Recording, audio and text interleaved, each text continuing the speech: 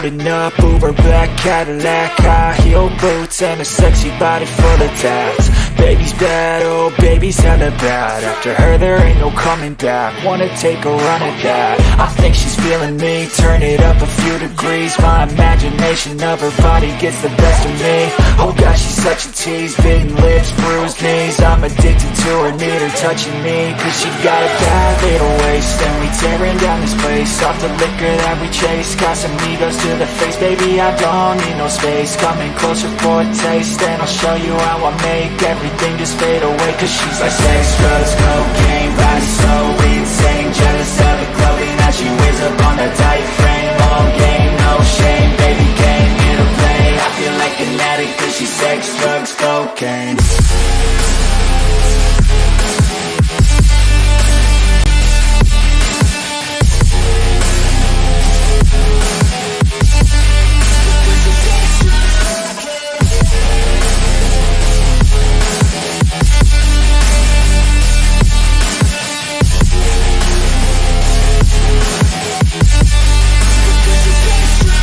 Got a fine little body and her mind's kinda naughty. They say that once you taste it, you cannot replace it. She could get you high, all the dopamine inside triggers fast once she's naked. Her body's a creation. They say the devil made her for his entertainment, but even he couldn't learn how to contain it. Her high heels make a damn good statement. There is no replacement, a body by Satan. Cause she got a bad little waist, and we tearing down this place. Off the liquor that we chase, got some egos to the face. Baby, I don't need no space. Coming closer for a taste, and I'll show you how I make everything just fade away. Cause she's like sex, drugs, cocaine, body so insane. Jealous of the clothing that she wears up on her tight frame. All game, no shame, baby came here to play. I feel like an addict cause she's sex, drugs, cocaine.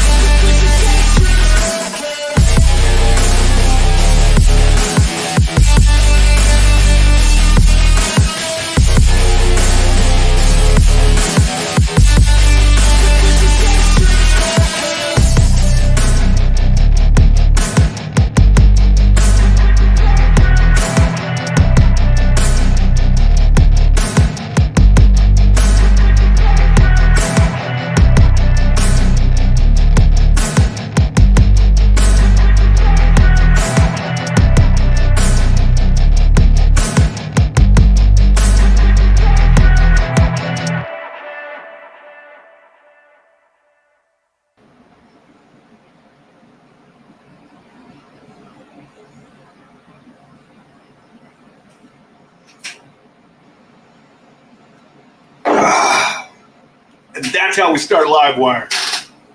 Chug loaf. Every day. Every day. Cheers, everyone. Yes, I have hacked the mainframe. I did take control of Livewire. And I've also been drinking since, 3 hours ago. So, damn. But God, that was good. I don't even want to chase that right now. So, just for the record, that was a 14-year-old 95.5 MGP rye.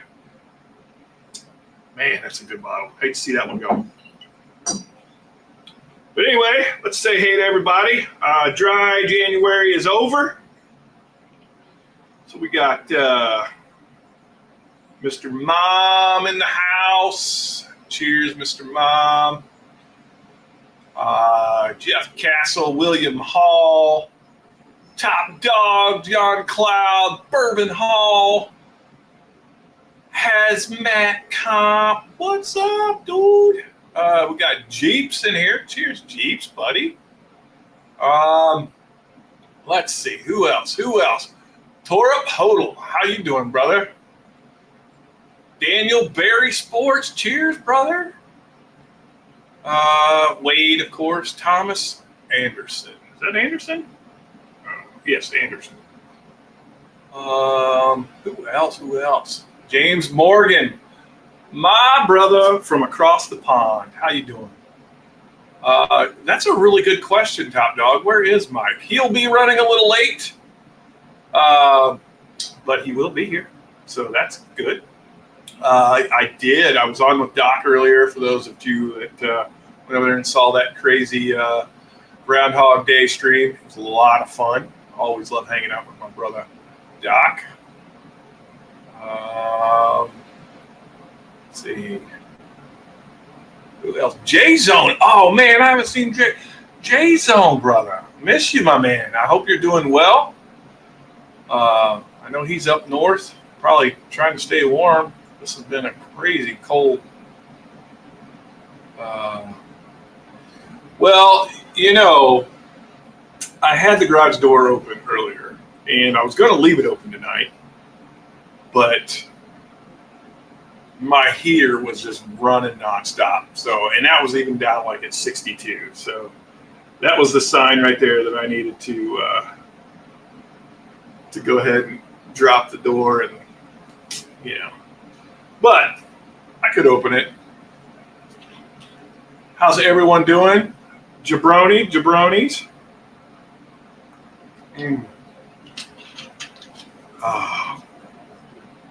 For those of you that don't know, and I think I screwed it up when I started, but I'll say it again.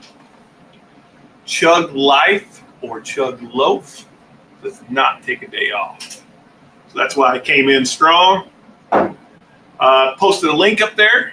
So if any of you want to jump on and just hang out, I'm here to talk about whiskey, talk about what's going on with Storytime. If you guys want to know what's going on there, I'm here to talk about just life in general, how all you guys are doing. I love being able to get in here and interact with you guys. You truly are the reason why I'm so in love with this community, and I really care about it a lot, and I care about the people in it, and I love being able to connect, and I hate when I can't. So doing a lot of travel with the job has been a sad moment for me for sure. I'm going to try and get better at jumping on when I'm abroad. But for those of you that don't know, Storytime, I have a team of guys now that are on the board of, if you will, so I look and expect things to really improve for the Authors Guild and for the community in general, like more than anything, the community in general. So I always wanted to know how you liked or didn't like China. So that's, is that Mr. Morgan? Is that who I said? Yeah. So listen, what can I say about China? I like China. I like the people that I work with in China. I think we have a skewed perception of what's going on, and that's understandable given political climate. The people are good people. They want to live a better life just like all of us. And for that reason, I love them. I work well with them, even though I don't speak their language. They don't necessarily speak mine. We get along very well. We get a lot of stuff done. So I got this coming up this month, just so you guys know. I got a trip to Taiwan, a trip to Malaysia, and a trip to Beijing. And then the end of March, I'm going to Punta Cana to celebrate my buddy Sergio's birthday. He'll be turning 40, but I think he's really about 12. But we're going to go down to Punta Cana for a 3-day weekend, I think, and have a good time. Oh yeah, I totally take bourbon with me whenever I go. It ends up becoming a topic of conversation. There's no doubt about that. As soon as people find out that I'm involved on this side of it, then they always have a million questions. And I being a nerd that I am, I love talking it. So let's talk about chicken salad and egg salad. Isn't it the same thing? You pose a really good point, John. I would say no, because you don't call an egg a chicken. So therefore, it's appropriately called egg salad and chicken salad, as they are different. It's kind of like cow and beef, right? Or pork and ham, right? Ham salad and pork salad are probably very different, to be fair. That's a good point. I like where your head's at on that, John. That's a really good point. Josh Fritz, welcome. Thomas Anderson, I already said hey to him. Anyway, how many of you were on dry January? I personally was not, but to be quite honest, I don't really drink a lot, which is, I guess, probably a little unusual for you guys to realize that, or if you didn't know that. I just don't. I don't like drinking alone. COVID caused a lot of us to have to drink alone, and that's where these live streams really came in, because we're really not drinking alone, we're drinking together. Yes, Mr. Mom, did I get a lot of good stuff? Rick Tang, how you doing, brother? So I didn't get a lot of good stuff, but there are two things. One thing I saw that I couldn't get because I was coming back into the U.S. and they wouldn't allow me to get it was the Knob Creek 10-year cast strength. Oh, I wanted that so bad. But what I did get was a 15-year-old Jim Beam Legacy or something. I don't remember. It's something. Maybe I'll go get it. We'll drink it. Congratulations, William Hall, on a 50%. If you were in the major leagues, you would have about a $40 million a year contract. So that's pretty good, buddy. Nothing to be ashamed of there. Cheers, Dave. Love to see you here, buddy. No dry. Yeah. A lot of people were like, nah, I'm just not going to do the dry January. I just don't celebrate that stuff. I do like what Adam's statement here is. And cheers to you, Major Zero. I'm glad you could stop by. An effed up February.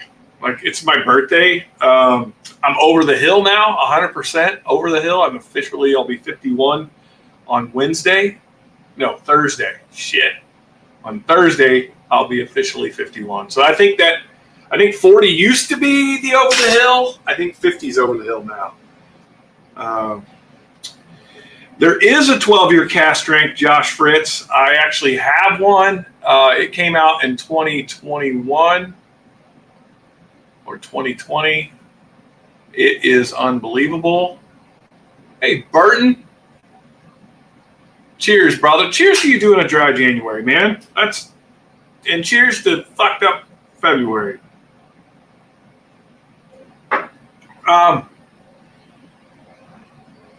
Shelby, I love you, brother. Good question. Good question. Why can you not? So when you're coming, so the way duty free works, it only works when you're going from one country to another, and the country you buy it in has to be different than the one you end up in on your flight leg, right? So I was flying back from China in through San Francisco, and I stopped in the duty free just to see, and that's where I saw the 10-year cast strength. And it was like $40, man. So I would have bought as many as they would have let me. But unfortunately, because I was coming back into the U.S. and not leaving the U.S., they wouldn't let me buy it. And I was really pissed. And I will actually go grab that 12-year cast strength. I know Mike will be on here in a little bit. And when he does, I will run over there and grab the bottle. Thank you, Dave, for the early birthday, buddy.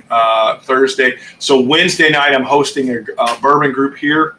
A bunch of guys from a local country club, or actually not a country club. It's just like I guess kind of a country club, but it's like a private area where they own homes. So they're all older, retired. Most of them are retired. I wouldn't say all of them, but most of them are older, retired guys. And they're good dudes, but they have this little bourbon club, and I did a tasting with them. And I got to tell you, they're really good guys, and they're excited to come over to the Storytime Bar, which, for those of you who don't know, for those that have been here in the past and haven't been here recently, it's gotten worse. I've added more and more shelves, and they just keep getting fuller and fuller. But we're over 700 bottles open on the bar now, and I love that because it allows me to bring people in and to explore their palates and see where they're at. So that's kind of what I'm all about, right? Is kind of sharing and opening. Steve Burkow, how you doing, brother? Haven't seen you in a while. I think we chatted maybe a few weeks ago, and that was really awesome. I always love catching up with you, buddy, and look forward to doing it again. Greg McDonald, when you're 65, that's when you start over, actually, because you become retired, or you're supposed to be retired, and that's when it starts over. You become a teenager again. Josh Fritz, happy birthday to you, brother. How old are you going to be? Jeeps, love you, brother. I think I just saw Serge pop in. I saw Rick Tang drop in. Also, these guys are Storytime guys, so that's exciting. Steve Burkow, you're the best, man. You really are. Josh Fritz, again. Let's see. Jeff Castle, again. Saw you. I think you were on. Oh, Black Panda. Yes, the Slugger Man. Listen, we're going to get into that. I'm going to talk. Look, I don't normally talk about. I just try not to talk about my whiskey stuff. But oh my gosh, my cousin's calling me. I gotta. I normally don't talk about story time because honestly, I really believe this community is. It's not something. I'm not a salesman, although I probably am. I'm not. I really don't want to be. I want the product to speak for itself, and I'd much rather other people speak to it because I don't ever want there to be a bias. But tonight, I'm going to talk a little bit about what we've got coming because I really believe, even more so now than ever, in Storytime, what the mission was at the beginning, what I've seen it become, even in what we call the downturn of whiskey. It is really, we're positioning ourselves well. I have a good team behind me now, and we as a team are just, we're in a good spot. And I think it's gonna pay off for everybody. That's part of it because we are pushing hard to get bottled. I want to have, like right now we've got a couple bottles that are out for, one's for pre-sale and then Old Louisville is shipping, that are over that $100 mark. And I promise you, it kills me. It pains me because I want to be under $100. And in fact, I want to be under $70. That's my ideal spot. Inflation's a bitch. We're working on it. But, if I find stuff that's amazing, that's what I want to bring to the team. And I'm not going to put anything out there for you guys that doesn't put me back in my chair and make me really have to think about what it is I'm drinking. It really does. And it's, I hope, more so because I want you to share that with somebody, and I want you to see the look on that person's face like I want to see the look on your face when you taste it. Because when you do, you're going to go, whoa, what is this? And that is exactly, not in a bad way. Some people may not like it, and that's okay. I get it. We all have different palates. But the point is, it's that experience you share, and then it starts a conversation, right? It starts that connection with someone, and when we start sharing each other's lives. And that's, to me, is more important than anything else. J-Zone, dude, March 6th, bro, I hope I am back from China by then. I'm not sure that I will be, but I hope I am, and if so, we need to connect on text. I've got somebody in the background. I'm going to bring him in. You guys may or may not know this guy. He's got a couple videos out there you can go check out. He's kind of hard to see unless he's on camera because he's below most people's eye level. But I love the guy to death. He is definitely my brother from another mother. So Oh my goodness, you MFer, you MFer. I love the intro. Uh-oh. I can't hear you. What did I hear do? me? Hang on. I got to bring you down here. I messed up my speaker stuff. All right, My let me know when microphone's you can hear me. good. There we go. Can you hear me now? Talk now. Oh, I totally can hear you now. Sorry about that. So I was just saying, you MFer. I love the intro, but yeah, you know my under 5 foot stature does this precede me. It does. Hey, listen. Like I said earlier today, dynamite comes in small packages. It does. It does. Small And packages. they say in Spanish, chiquito pero picoso, Yeah, small but spicy. that's I right. pack a punch, man. Too Oh funny. my gosh. Anybody else? Did I miss anybody? Man, there are so many people here. That's awesome. Thanks for everyone. You got a lot of people on here, man. I love it. I love it. I love seeing all the conversations going back and forth. Steven Scone, Joan the Sample Guy. Cheers to you guys. I don't think I said hello to you. Anyway, Doc, I had so much fun earlier, brother. I know. Hey, that was a perfect warm up. I mean, you hung with me the whole time. I was like, Shane, you gotta go. You gotta go host this thing. And you're like, screw it. Did you see how I started this? No, I missed it. I had to go eat real quick, so I missed the beginning. I did a bottle kill, my friend. Oh, what did you kill? So this is a 14-year-old 95.5 coming in at around 109 proof. So it's not like a big banger. It was a very expensive bottle, I will tell you that. And it was down to about 1.5 ounces or so. And brother, it was delicious. You know, like I've done a lot of bottle kills in my day and a lot of bottle chugs in my day. This one was one of the ones I was like, this was really good. Like a lot of times you get done with a bottle chug and you're just like, okay, I need to wash that down. That was just too much. Yeah. This one I did not want to do that with. In all sincerity. So shout out to Henry M. Wright and Company. Actually, this was a group at Maryland Heritage Series. They do a great job. It's expensive but they have like really special barrels, and this is one of them. Man, was it good. Now the best bottle chug I've ever seen you do, King of Kentucky. King of Kentucky. Yeah. King of Kentucky was a bottle chug I personally saw you do. That was freaking crazy. That was a good one. That was a good one. You know what though? I got an empty glass. I'm gonna have a pour with you before. Please. We've had plenty of pours earlier today, dude. I don't have any more of that, you MFer. Did you drink it all? Yes, I had to share with my monkey. I had to share with the monkey earlier, so I have none of that. So we can't do that. God, we can't do that one. Oh, it's so good. Look, I keep going back to it, and I got to tell you, man. Again, please, you guys know how I am. Like I will dote on a bottle of whiskey that I pick because I don't pick them unless they really set me back, like really, really have an impact on me. And this one did for sure. So, hey, I got someone else in the back. Oh my gosh, listen, this guy that's about to jump on. He's a very good personal friend of mine. If I was born in India, this guy would have been my brother. There is no doubt about it. No doubt about it. But at the same time, he would also be the brother of Uncle Fester. And for that, I love him. What's up, sir? How's it going, buddy? How are you guys? Good. Dude, I've never seen your collection behind you. I'm a little jealous just looking at that pretty quickly. Wow. Well, that's the new setup down in the basement. I love it, by the way. It's amazing. Great for streams.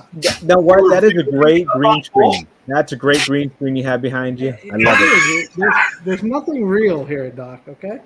Yeah, there's... It's funny because like I got asked that a lot in the beginning. Like, is that a green screen behind you, or is that real stuff? And so I've been asked that too. So yeah, I mean, the problem is my streaming setup is nothing like Shane's.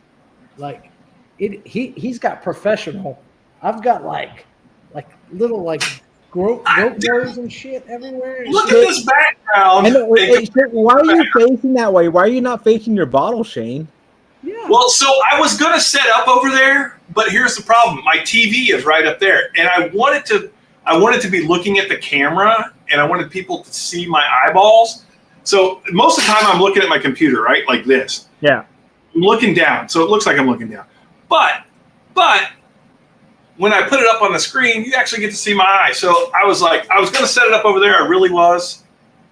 But I also feel like it's somewhat braggadocious, and I don't want to do that. Like I'm not here to brag. You saying this is what I'm doing? I'm braggadocious here? No, I'm just saying that this bottle,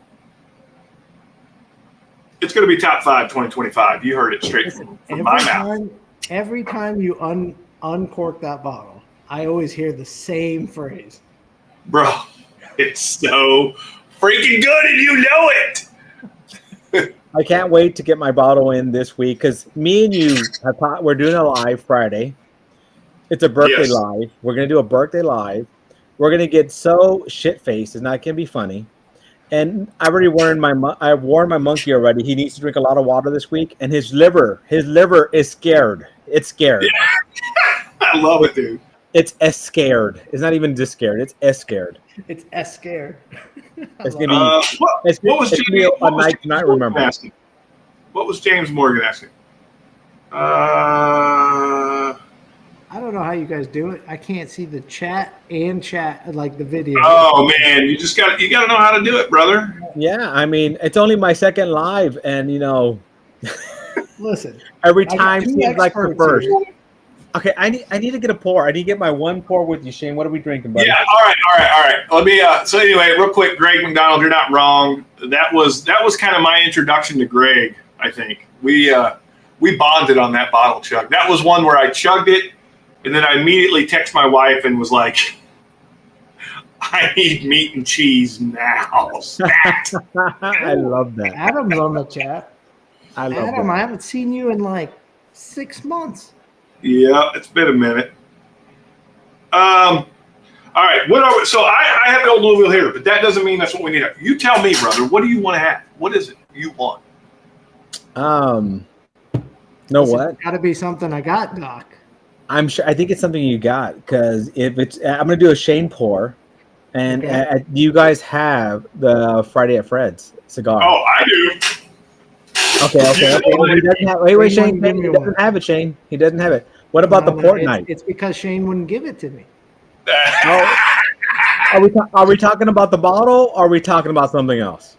I mean, either or, man. I couldn't get it. Damn, Shane, you're holding out. He keeps begging me. So what about port night? I do have port night. Port night it is. You got that, Shane? I do. Well, of course. So I'm gonna go grab that real quick. I'll stay on. Okay, you guys go get it. I'll stay on camera, and then Mine you is guys not go. open, Doc. Well, you need to pop that son of a bitch open, man. So what better way to pop that open than tonight? So you're on there. You get your pour. I'm gonna go grab mine. Gotcha. Oh, Get a glass. all right. I'm back. Sorry about that. No, You're good. You're good. You gotta go around the bar. So I got mine going here. Oh, you're going. Port Night Rises. That's the one. Yep. Port Night Rises. That's the one you actually gave me. No, that's Port Night. That's not Port Night Rises. What Doc has is Port Night Rises. That's the only one I got, Doc. Well, that's fine. Oh my God! You know what you do have, and you know what Doc has, and you know what I have. It's a red label bottle that's right above your head. Oh my God, we're doing hazmat. Oh wait. Are we? I just poured this. Okay, hold on. Let me drink this, and then we'll jump to that hazmat. So Shane, you got me doing 2 pours with you. You got me doing 2. But know what? Pop that open. Pop that open, Serge. I got it. Let me grab a glass. Know what's so funny about that though? He lives so much closer to you. How do I have more of your bottles than he does? Yeah, exactly. That's a really good damn question. That's a good question, Serge. How do you live 10 miles from him? Not only that, he is I just had. There we go. Sorry, Mike. You let yourself in, didn't you? Yeah. Okay, good. I just saw you down there. I was getting ready to click on you. I love that when like Shane does that to me all the time. He just lets himself in. I like it. It's fun. Yeah. What are you pouring there? Oh, Stranahan's. Oh, he's going Stranahan's. Same thing I was drinking the only time I've ever met you in person, Doc. Always a good pour, isn't it? Hey, you know what? We got this year going, but are we all being? Where is it? Ireland? Is that where we're going? Scotland. Ooh. But I don't. There's like a lot of people dropped off, so I think I'm gonna have to put that Scotland trip to next year. Okay, but we're still meeting at your house. I think so. I think I'm gonna have to do 2 slam rings this year. One here and one like at Mike's house. Yeah, we are doing one. We are doing the one in whenever November. The CSU game is. We're gonna do that. Yeah, November. You know what? As long as you give me a few weeks heads up, I should be able to make it. So, cheers, everybody. Doom, cheers. What's a fair price for Blanton's Gold Edition? I think what is SRP on that one? Like $140 for gold? I think I paid $134 for a pick. Yeah, okay. I think like I see it like that one's not marked up too much on secondary. I see that between 150 to 180, sometimes as high as 2, but it's good to pour. To get a bottle of it, yeah. To have multiple bottles of it, maybe not. But it's a lot better. It's a lot better pour than regular Blanton's, for sure. Doc, are the picks like way better? Which one? I don't know, Mike. I don't know that you saw how I started off. I didn't. I was in true Chud Loaf fashion. I killed this bottle right here. Oh yeah, with the finger ring. Yeah, bro. That's moonshine, baby. That's a cock. Actually, it's a 14-year 95.5 MGP rye. It was a good way to start the stream. I can tell you that.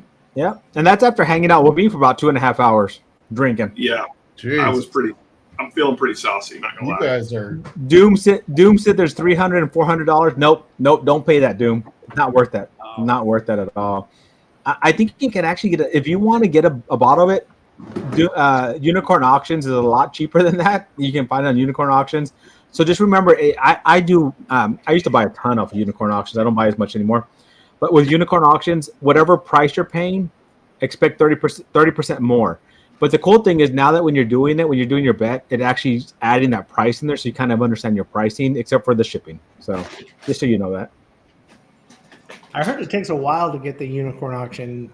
Yeah, they take about a month to get it to you. Now, they used to be a lot smaller, and so they used to get out pretty quick. But nowadays, it takes about a month before you get your bottle. So expect that too.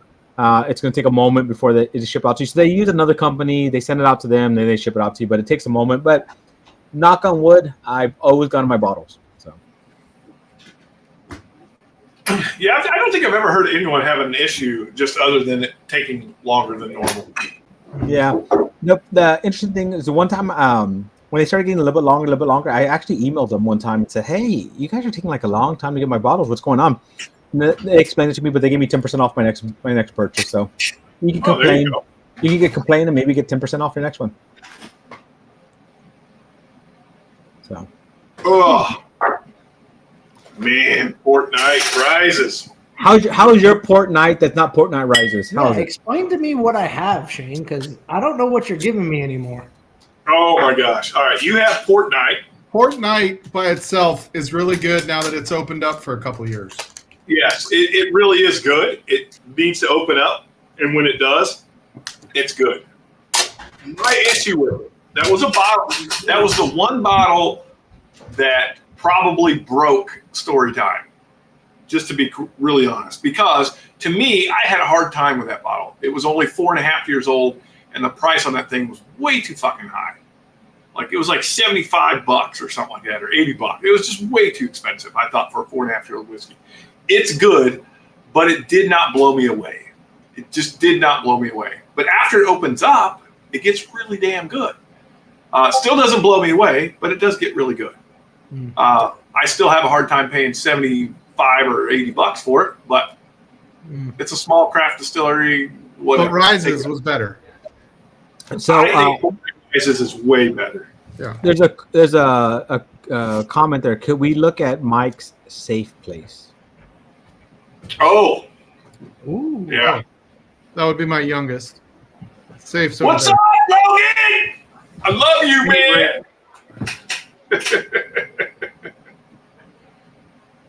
That's one, and the other one's over there.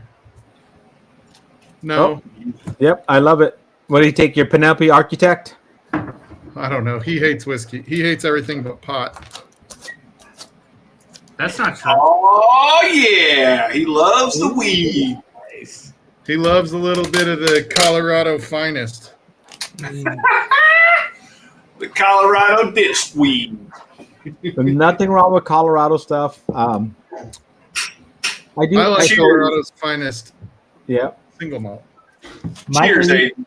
Mike's in Colorado? Yeah. Oh. We all need to get together and do 291. 291 was such a fun place to go. I had such a great time there. A 291. Did you drink their whiskey? Because if you did, I'd like to. Yeah, ask you wouldn't why have had as you- much fun if you drank it. Oh no, we got obliterated that night. It was so no. So okay, let me back this up. It was my son's birthday. It was a bunch of family friends, right? We did a tour, and then it ended up being a nobody else had signed up for it except for us. So a 30-minute tour turned into a 3-hour tour. The guy was amazing with us, giving us like all these, special bottle pours, and great night. So you know how sometimes whiskey is just better with friends, and especially with good company. Oh my God! we had- I brought Shane a 291 to his house one time, and he never even tried it. It almost ruined our friendship. Yeah. well, Shane, let's get together and do it. Let's do a private tour and let's see how well you like it. I'll go do it. Mike Myers is a super nice guy. Oh my! It was so much fun. I loved every second of that. I had a great time. I can't say I didn't. And And I Mike have Myers bottles. he used to participate in the whiskey tube community quite a bit as well. And if you look right there, those are my 291s are right there. So they're on my shelf, so I can share with everybody. So And they all taste the same. Like no, actually no. So okay, this is what I'm going to tell you. If you're going to try the 291 experimental series, try that one, or try their rye, because like the kind of their rye is just different and it tastes really good. So I would recommend their single barrel barrel strength rye. Yeah, if you're going to go that route, go that route. So. Do they do any without aspen staves? Because I think that's what gets me with 291. I don't know. But you know what? Next time I'm in Colorado, let's all get together. Let's get Shane out there because you're out there already. I'll go out there. I will say, like, I'm learning to appreciate, I guess, as I have gone through this journey, things that are a little different. So, like, just like there are some really good, just straight bourbons. You know what I mean? Like obviously, there's really good bourbons, but sometimes it's nice to have something that's just really batshit crazy, like a Scotch. Well, that's what I'm trying to work on this year. Like joke, up there, because- all those stuff up there is when I went to Ireland, and so a whole bunch of Scotch and Ireland whiskeys and stuff like that I have up there. So I'm trying to work on that. I am really trying to work on that. But I mean, yeah, I just do not like getting I do any- want to try it again. It's been a couple years since I've had it. And Yeah. I'm So just now getting in because of Shane, the Irish whiskey game. well, the Irish whiskey is like different because it's not like that Scotch where it's like all that smokiness and all that going on. But it's like if you're used to high proofs, it's a lot. Most of them are a lot lighter. Like they're a lot lighter. They don't have a lot of high proofs. But Yeah, like when you Blue taste Spot it up for there. what it is, it's good. that's blue. What? What's blue? That one's a blue spot. Oh, nice. Nice. But I'll be honest, you'll never catch me buying blue spot ever again. Well, not here in the States because it went up in price like crazy, right? Dude, It was But I have- $300 at Costco. Yeah, It was I have blue spot. I have $78 in Ireland. $78 in Ireland. blue Yeah, spot. I have gold spot. I have red spot. I don't have any greens because that's I'll drink Redbreast cask strength. It's 12 years old. It's older than blue spot. I mean, it's not quite as good as blue spot, but I like Same it. distillery. Should ask him if Yeah. give me a buzz. Jeeves, you're not wrong. The Nope. real cast strength is this one right here. That one beats them all, I think. I'm not doing it in here. Power's cast strength is just unbelievably good. Do they sell that here now? I can't remember. No, I think maybe a couple people, but generally no. In general, no. Yeah. Like, See, the problem Dude, is I don't know. Like, I feel like don't- Stranahan's. It's more than just a Call of Duty whiskey, Shane. it is. It's delicious. I've actually got some. I got one. I got to send to you. I got a couple. I got a whole bunch sitting over there. Lots. I've got to Hey, sit down. I think I found a box. Yeah. Yeah, I still didn't box everything up today, but I think I found a box. I Oh. mean, Shane, because you're not facing your whiskey, you can't get to it as quick as, That's true. I can't. But I'll be honest. After everything I've been drinking already, I don't think I'd want to go that. All right. You need to find Basil Hayden's. Yeah. Hey, I got one. Someone got me one for my birthday last year. It was, God bless them. God bless whiskey. I love them. You know, they're like, oh, we got you this bottle. It's got all this cool like wrapper around it and a little band, and we just thought it was really cool looking. I'm like, oh, It doesn't taste off-putting, for the No, record. It's not like Johnny Smoking Gun or like it is something that if you see in the bar, it's an acceptable. Other than they overcharge for it in a bar, but Yeah, it's funny because I got a Basil Hayden and a 10-year one. I haven't tried it yet, but I want to try it because it's 10-year, right? But I think the marketing team's missing out because does that not remind you of Santa, the belt? They need to do a Christmas version with a Santa belt on there. Like I think the marketing team is missing out big time on that because if they did a Santa version, I buy it just because it's a Santa version. You know? Oh yeah, totally. I think they're missing out. So, Shane, I think Amy's got a good point here, what? Mike. Who does? Oh, Amy is, I think, writing you off at this point. That is.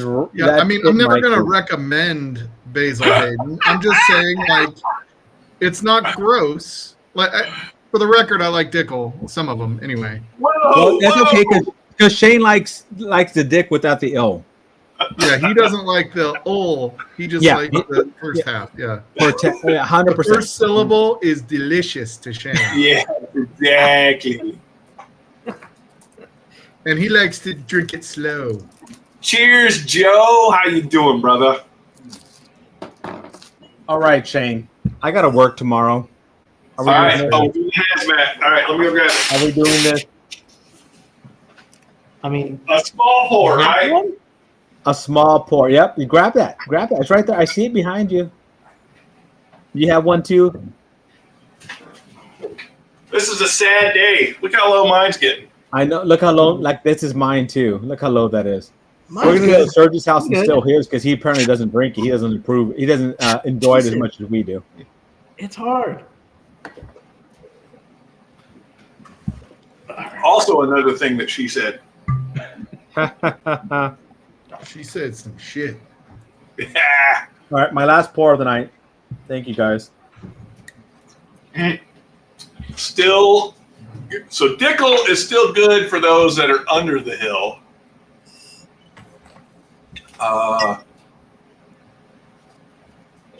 Hey Shane, Yes. did we do any races on here? We can't. I don't do that unless you got it. Like you can do it, but I can't. I don't have all that stuff set up. Can I share with you? I don't think I know about that. Absolutely. Yeah. How can I share with you? Okay, You just do share down at the Well- bottom of Streamlabs, or you can join with another screen. okay, let me do this. Let's do the port night. Let's do a race with that one. Let me see. Okay. Oh Oh my gosh. I'm we're still doing messing with giveaway. my mouse here. So where is So my just so you know, we are streaming on 2 YouTube channels. So we're over on Storytime and we're on Livewire, and we are on Twitch. Oh wow, you are fancy. You're a Twitch bitch. Hey man, I don't fuck around. When the call comes in to Shank, I need you to host. I'm like, yes sir, General Mike, I am on it, brother. What do you need me to do? And he says, I need you to make shit happen. And so I'm making shit happen. Well, this Friday is gonna be insane, dude. Insane. I can't wait. I hope I wake up in my bar the next morning because then I'll know it was a great night. That's gonna happen because we're gonna talk this week. We're gonna talk about our pours. We're gonna talk about what we want to taste, and we're gonna put it in a random generator, and we're just gonna drink until we pass out, and hopefully we'll be able to stop the live as we pass out. All right. All right. So what do you guys want? Do you guys want like let me see, race timers? Do you guys want ducks? Do you guys want emojis? Do you want spaceships? Do you want monsters? What do you guys want? Emojis. Do emojis. That's got to be funny. All right. Let's do emojis. I'm good with that. All right. So let's do a hashtag here, right? We need a hashtag. So this is for Port Night. The Port Night Rises because, Surge does not have that. So let's do hashtag Batman. I'm going to give away a 2-ounce pour to the first and last place. First and last place going to win a 2-ounce pour for me. Port Night Rise. So hashtag Batman. Hashtag Batman. All right. And it's old-fashioned ways. Is it 22 at Gmail? What are you talking about? Your email address. What's your email address? Because we're going to have to email you the address. But yeah, here's my email. But let me put the form. The form is so much better for me. You're even going to do that? All right, do it. I'll pen that shit. Oh, you're hold on one second. I have to get used to this stupid computer because Yeah. He had an interesting week. My computer got stolen, so I'm using a new computer right now. So What, from work, Doc? No, I went to Houston. And they broke my window, and did that. So here, Shane, I'm putting it in the chat right now. That's the information that you've. Whoever Which wins, chat did you put it in? Storytime or Livewire? Because I'm on Livewire. I'm on Livewire. Did you see it? All Did you right. see it or no? No, there's no link. I'm in Livewire, dude. Livewire. Put it in the private chat on Streamlabs. Okay. Yeah. All right. But if you put in private chat, how do you pin it? I will take care of it. Don't worry, brother. You're the man. You the man. Yeah. Cheers, Joe. All right, guys. This, hazmat? 2-ounce pours of this, and Cheers, I like Jigsy. to give away the first and last place, or should we stick with the groundhog theory and just do 2 races, Shane? Or are we doing first and last? Just do first and last. Okay, first and last, and then after that, I'm done. I have to go spend some time with the family and go to bed. Yes. Look All at right, that's Aiden's the hanging form. out. We haven't seen Aiden. If you win, you click on that link in chat and you fill out that form with your address, and Doc's going to send you 47 ounces of Port Night Rise. No, not 47. 22 ounces. I'm sorry, 22, because that's his number. And a possible picture of me with that. Not gonna happen. But Oh my gosh.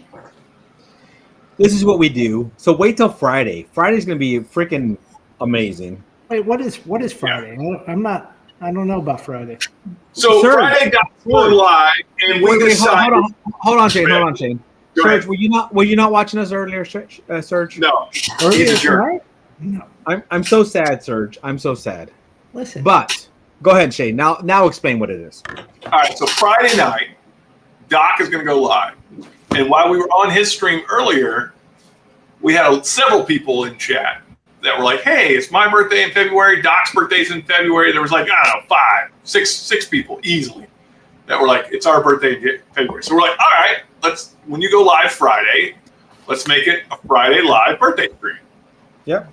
Because we haven't made any plans yet, even though we've talked about things. Nothing's come to pass. So we've got to get all that together.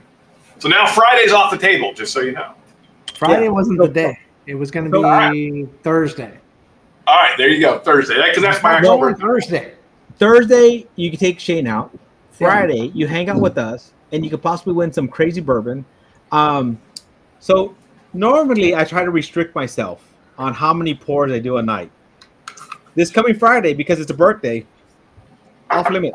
Off limits. No limits. So the rails are off. Yep, there's going to be some crazy pours. And when I do a pour, what do I do, Shane? I share. So There you go. if you want to win a pour, you want to win some crazy something from behind me here. Yep, we're gonna do that night. That night's gonna happen. So I'm gonna Yeah. join. so we did. Join just Did we do a because hashtag already? We did a hashtag, didn't we? Hashtag Batman, you said. Yep. Are you writing out, or do I need to do this, Shane? If you can do it, that would be better because I'm not. Okay, let me. I'll go back and do that. Let me just make my labels wonder real if you quick, could and do we'll this. do hashtag Batman, and we can get this going.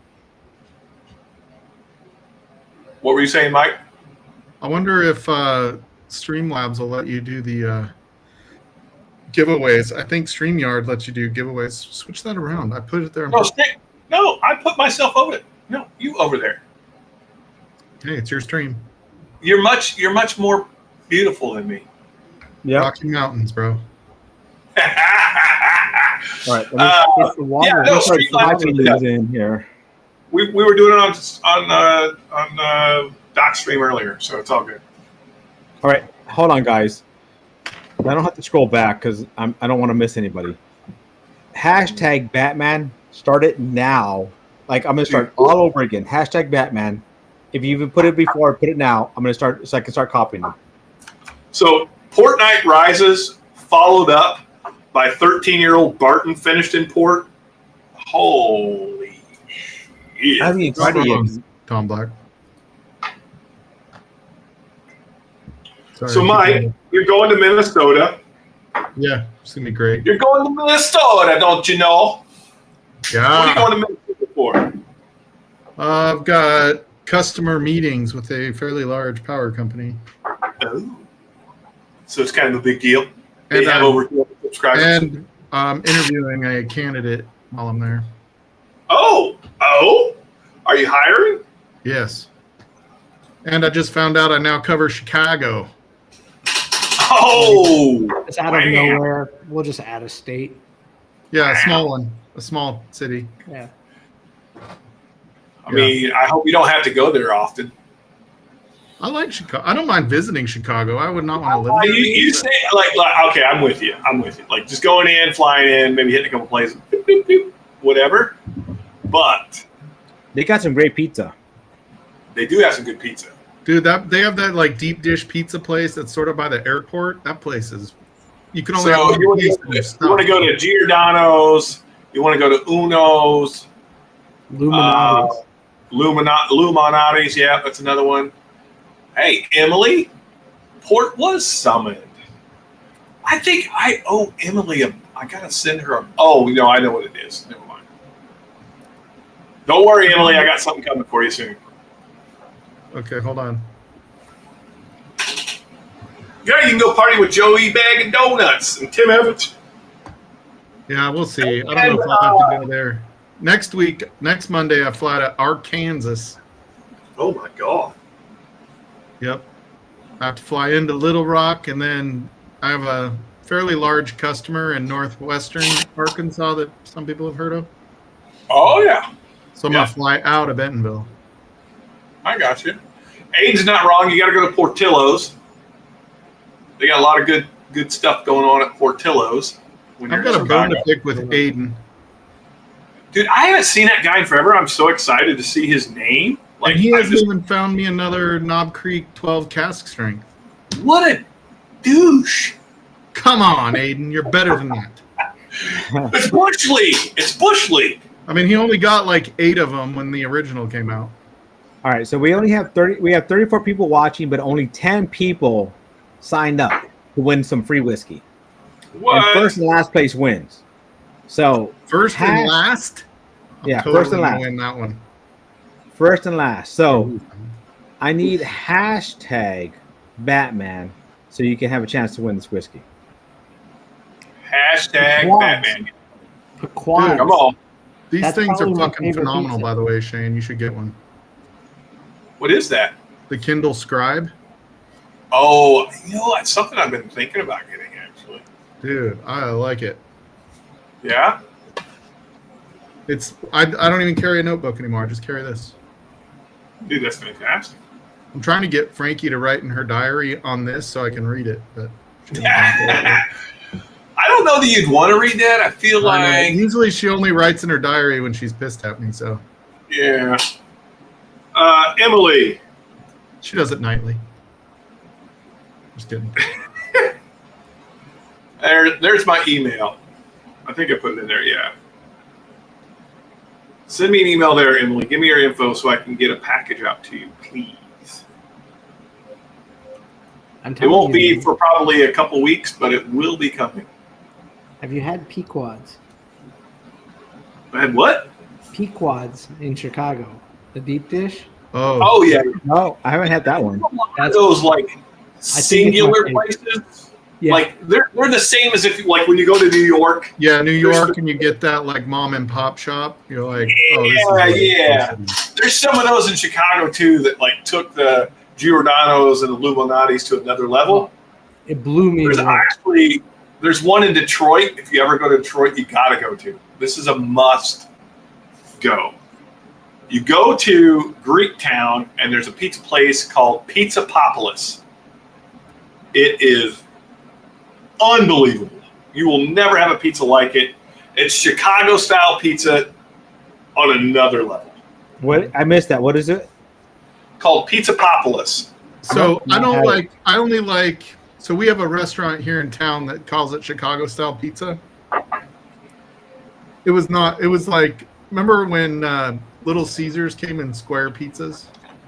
Yes. It was kind of like that. So I get where they try to be like sort of authentic, but it was like this much crust. Like it wasn't just. That's so. It's not just crust. No, that's Sicilian style, and that's where they did the dollop. You're right. That was the Sicilian. You're right. Yeah. Yeah, they do the dollops of sauce on the top, right? It's like eating a cake with cheese and pizza sauce. Yeah, and I'm like, where's all the goodies that they put on this thing? Like you get the Chicago deep dish, and you're like, man, I just like bit into a bunch of hamburger and sausage and pepperoni and 12 pounds of cheese in every bite. Cheese, I'm not gonna shit right for a month. If it doesn't look like a lasagna, it's not. Yeah, it ain't a Chicago pie. Mm-hmm. All right, guys. Coming up on the last part of this, hashtag Batman. OMJ on the stream. Oh, love you, brother. Oh, that's Detroit. Hashtag Batman to win a chance of the Port Night Rises. First and last place wins. First and last place.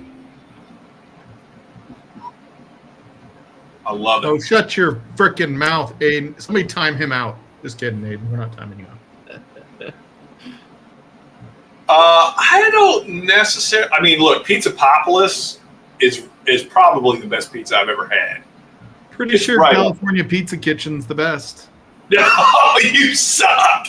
That's funny. That's hilarious. That's hilarious.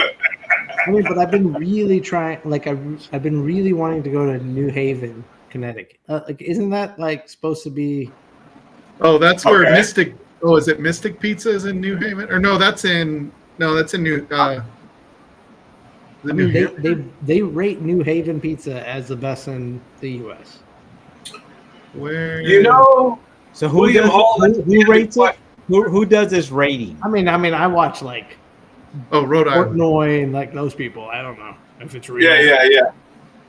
I did go to Mystic Pizza in Connecticut. I actually was in Rhode Island and I drove to Mystic Pizza. Julia Roberts was not there. Oh. I heard she's kind of flaky. You can't really count on her.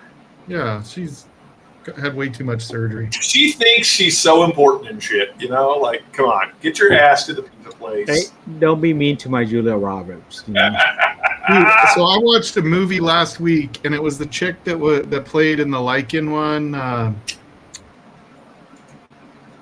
What's her name? She's the girl from Serendipity, and you're talking about what's her name? Shit.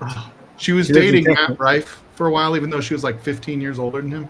She lives in Texas, right? I can't remember. I don't even know how to say it. Blue Sage in Steamboat Springs. So look, Steamboat is not technically Colorado. I know you think it is, but it's like another country there, and it doesn't count. There's way too much money. It's like a whole other Beckinsdale. Beckinsale. Oh, yeah. Dude, so I saw it's like her new movie that was on Netflix or whatever that it came out. She does not look anything like she used to. Like you can almost not even tell it's her. They're saying Kate Beckinsale. Is that who you're talking Yeah. about? Look at this Panda hand. Joe. What is up, brothers? Boy, it doesn't get any better looking than that right there. Dude. No shit. I mean, now I have to hide my beard just because he's on Oh now. my god! I don't know whose beard I like better. His is definitely fuller and bigger and more sexy than mine. It's only because his penis is much larger. I think your mic's not working, Joe. I don't think your mic's working, buddy. Is this thing on? Oh, now we can Oh, hear there you. it So is. It's just so quiet. you're just so soft spoken. Yeah. My volume must be really low or something. Nope. All right, I'm gonna share with you guys so I can get this race going. Do it. It's Do on it. there. I have 16 out of how many people watching right now? So I have 16 out of 34 people watching. So we're gonna get this race started because my granddaughter is on the phone with my wife, and I want to go jump on that for a second. So That's important. You gotta do yep, that. yep. Look, you can hear her. Hi, Yeah. Clea Jade. I love you. I'm gonna see you in a second. Let me get offline, and I'll be on with you in a second. Okay?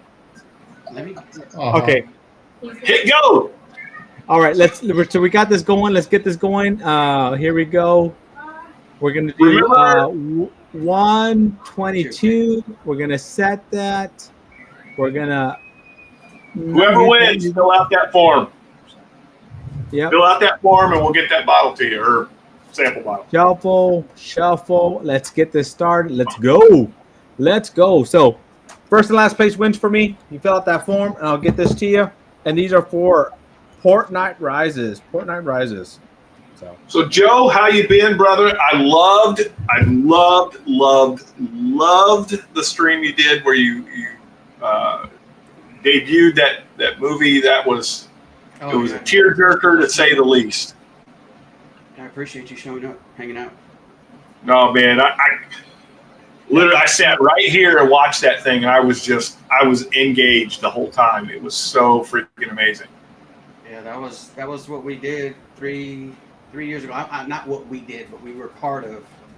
Right. In the credits, it actually shows the whiskey community as a credit to the funding. Yeah, this whiskey community is amazing, isn't it? I love it. Oh, we got Andrew Chance coming up on the inside.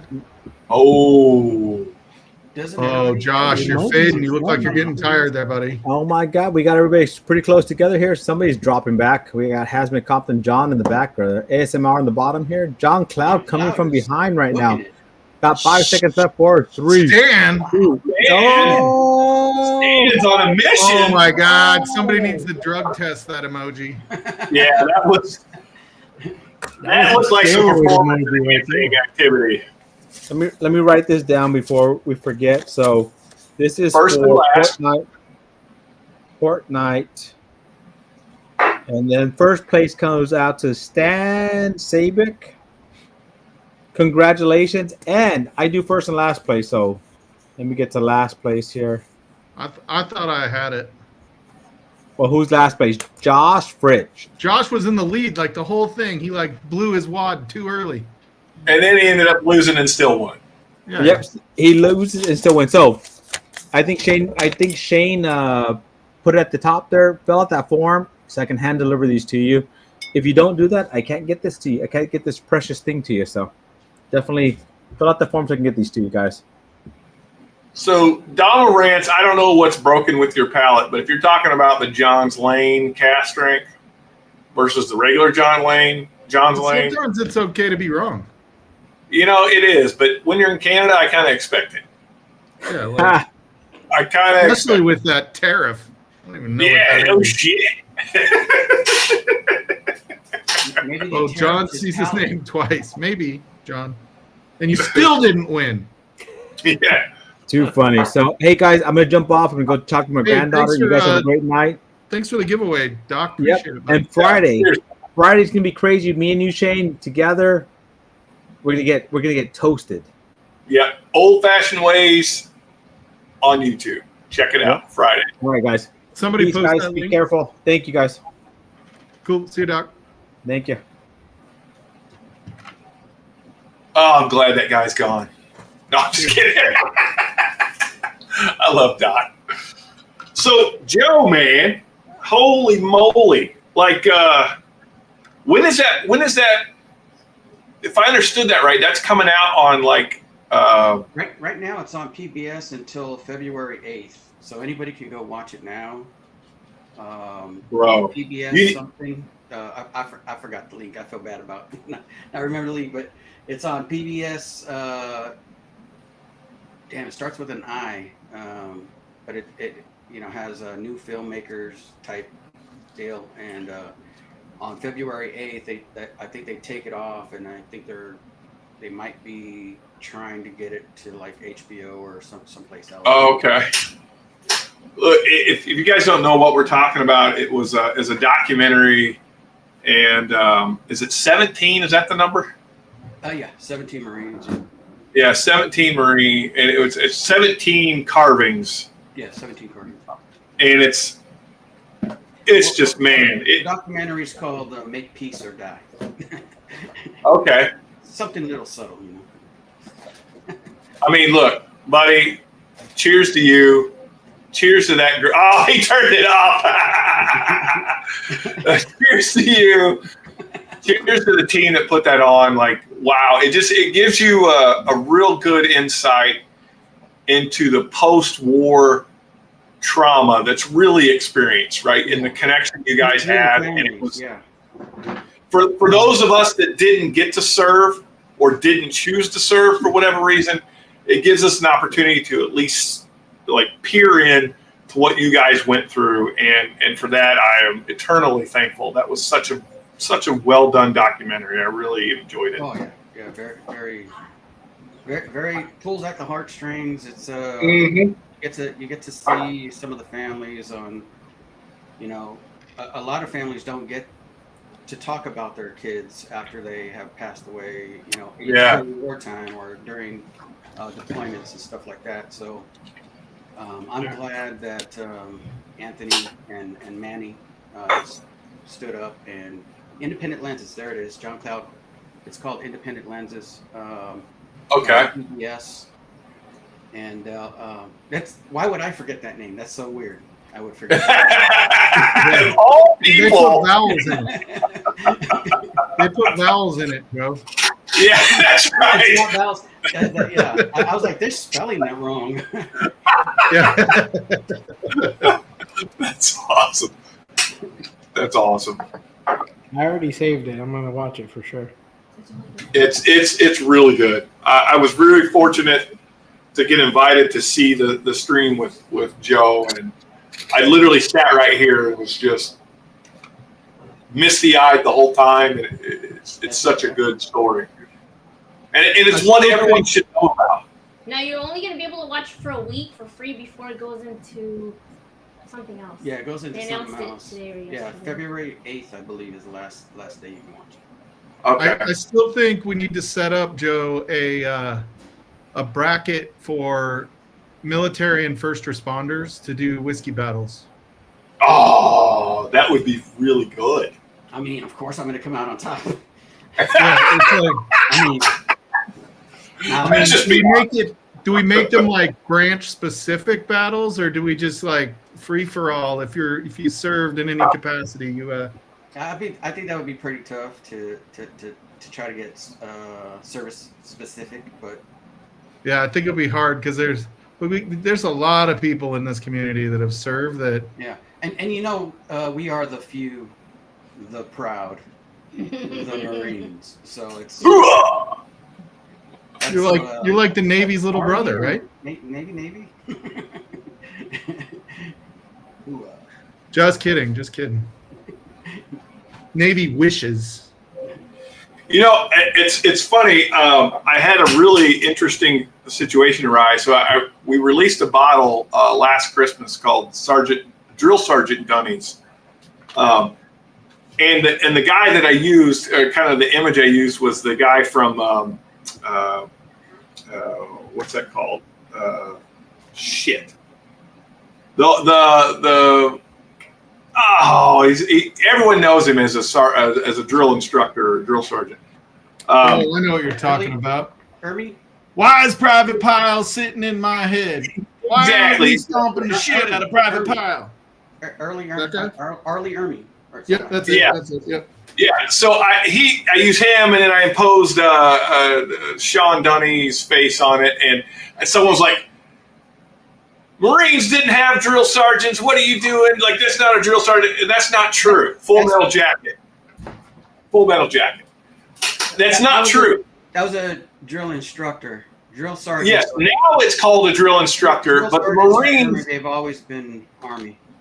Yeah, but Marines coined the phrase drill sergeant. In 1971, they stopped using that phrase and changed it to drill instructor. But they are the ones that coined that phrase. And during that era, that Vietnam era, it was drill sergeant, and the Marines were the ones that used it. I just want to clear that up. I had somebody jump in my DMs and give me shit about it. And I'm like, listen, you're wrong. You're wrong. I smack a Well, bitch. I mean, he's technically not wrong because we don't. Well, today, true, it's called drill instructor. For But the the Marines, longest time, I mean, I've served over 20 years, never heard drill sergeant in my in life. 1971 is when they stopped using it. They changed it to drill instructor. You weren't born yet, Joe. Oh, yeah, okay. But they coined the phrase. The Marines are the ones that coined the phrase. Like, they originally called it drill sergeant. No, it might have been Army. No, it was Marines. I promise you. I looked at, dude. I researched that shit because I was like, I know I didn't fuck this up that bad. Have you seen, what's that movie with Matthew Broderick and Oh, I found it. Denzel Washington? Damn, what is that movie called? Was he Manhattan Project? Yeah, no. Well, I mean, he probably wasn't in the movie. Dunstan checks in. No, Glory. Because Glory. Okay, yeah. As drill sergeants in that movie, I believe. I'd have to check that, but I could have sworn the guy that was training all the soldiers they were referring to him as the drill sergeant. Gotcha. Okay. And that was that was a long time ago. Yeah, for sure. Either way, it don't matter. I mean, it really. I mean, it matters to people like of today's military more than it does yesterday's military. So, for sure. I was kind of. I mean, I was gonna buy it until I saw it said drill sergeant. Fair enough. I was kind of excited to read the history of it, though, because it caused me, when that comic came up, I was like, well, I got to research this. And I actually found out, like, this was the history of it. I was like, oh, that's freaking really cool. Yeah. So. No, I don't doubt it was what neat. you're saying is correct. I just, got that bottle. Yep. Yeah, and for whatever reason, and it's because in the Marines, you could have, there was multiple ranks that could actually be a drill instructor. So that's why they changed it to a drill instructor. I'm questioning the validity of your statement there, Shane. What do you mean? As of 1958, it was commissioned for the first time in the United States Army in Fort Jackson, South Carolina. Okay. I don't know. That was my very first read on the first thing I saw, so it very well may not be accurate.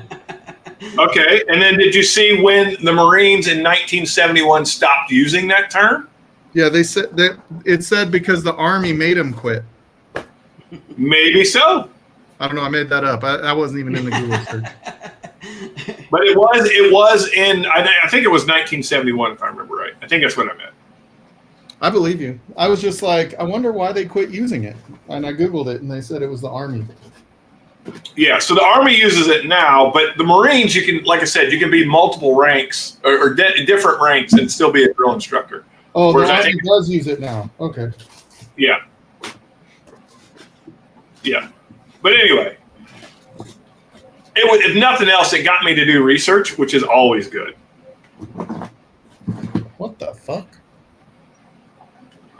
What are you drinking there, Is that your? Serge? What? That didn't look good. Silver Bullet. If you know any corpsmen, ask him what the Silver Bullet is. That might. It's got my old company's name on there. I think this is for wine. What is it? It's got our logo on it. I think it's for wine. It goes down in and it's got a little pour thing. Oh, wow. Interesting. Why would you use that? That's a good question. Cheers, Mike Franklin, by the way. Glad to see you Why pop would I in. keep it? Dave Vogel saying, glad to see you're here too, brother. That looks painful, though. Cheers, You don't brother. use that the wrong way. Mike Franklin. Cheers. Is there a wrong way, though? I feel like with that, there's a wrong way. You not drinking Hey, tonight, question. Stahl? Yeah. Oh, what do you got? Stranahan's, man. Strands. I've got a Stranahan's pick. I'm packing. Packing the I gotta fly. I gotta leave tomorrow morning. Heading to Minnesota. Don't you know? Oh, don't you know? Yeah. Well, I just jumped on to say what's up. Love you guys. Thank you for watching the Oh, vid, dude. and The honor was mine. The fact that you invited me that, I am honored. Thank you so much. Seriously. It meant a lot to me to get to see that. yeah, So. everybody who showed up, man, I appreciate. Emily was there. A lot Yep. of people there. That was awesome. I'm actually headed to go watch A.A. Ron Lewis in concert. So. Oh, well, have a good time, brother. Check out check him out. But yep. See you Cheers. guys. See you, Joe. Have a great night. Have a great stream. Nice meeting you, Joe. Nice meeting you, brother. Oh, that's good. Dude, I cannot find my bootable USB. I'm in a little bit of trouble here. Oh, Mikey Mike. So, brother, new job. How's it going? How you feeling about things? Positive? Negative? Yeah, Man. other than they just canned somebody Friday, and my boss calls me and says, "Oh, the Chicago guy. You're going to take over some Chicago accounts for right now." Wow. Was he doing bad or they just didn't like him? He said he'll give me more details later, but without invading the privacy of the conversation with the gentleman that got let go. Nice. Cheers, Cowboy Whiskey Adventures. Nice to see you on, brother. Ooh, dude, you can't get away with shit on Livewire. Oh, nice try, buddy. You ain't fooling nobody. Hey, good night, Aiden. Appreciate you, buddy. You need to learn the trick of the YouTubers, and that's always get a painted glass, either black or gold, and then no one knows what you've got in it or how much. I'm a rookie in this, okay? Yeah. Or just always have something in your glass. It's fine. If Yeah. you can, When if you have any you- whiskey left behind you. Yeah, exactly. Well, Jeep is busting my ass because Shane, you know my sister, and Yeah. me, Ooh. my wife, and my sister drink about 3/4 of an Evan Williams bottle. You know Of a single barrel? the 2015 one. Oh, yeah, dude, those are so good, too. Oh, I was gonna say, like, I hope it wasn't like the standard bottled and No, bond not when the I bottled looked and at your head. Yeah. So I'm like looking behind you, and I'm like, really? That's what they picked? No. no, it was just yeah. It was. I bring bottles to my dad's house all the time. We went there for dinner, and she was there. And whenever she's there, we're drinking because she's near alcoholic, I think. But No judgment. and this is like my 8th pour at this point, so I'm going light, Jeeps, and you knew it. What a piece of shit. Well, look, all I can say is I started off hot tonight after drinking for 2 hours on Dock Street. Did a bottle kill. That's a good And bottle. it's a damn good, but was a damn good bottle, and it's damn gone now. Mm. I have yet to see a bottle chug from anyone else, and this is Chug Loaf Channel. I'm just gonna throw that out there. Ain't no fucking way I'm chugging this. Pussy.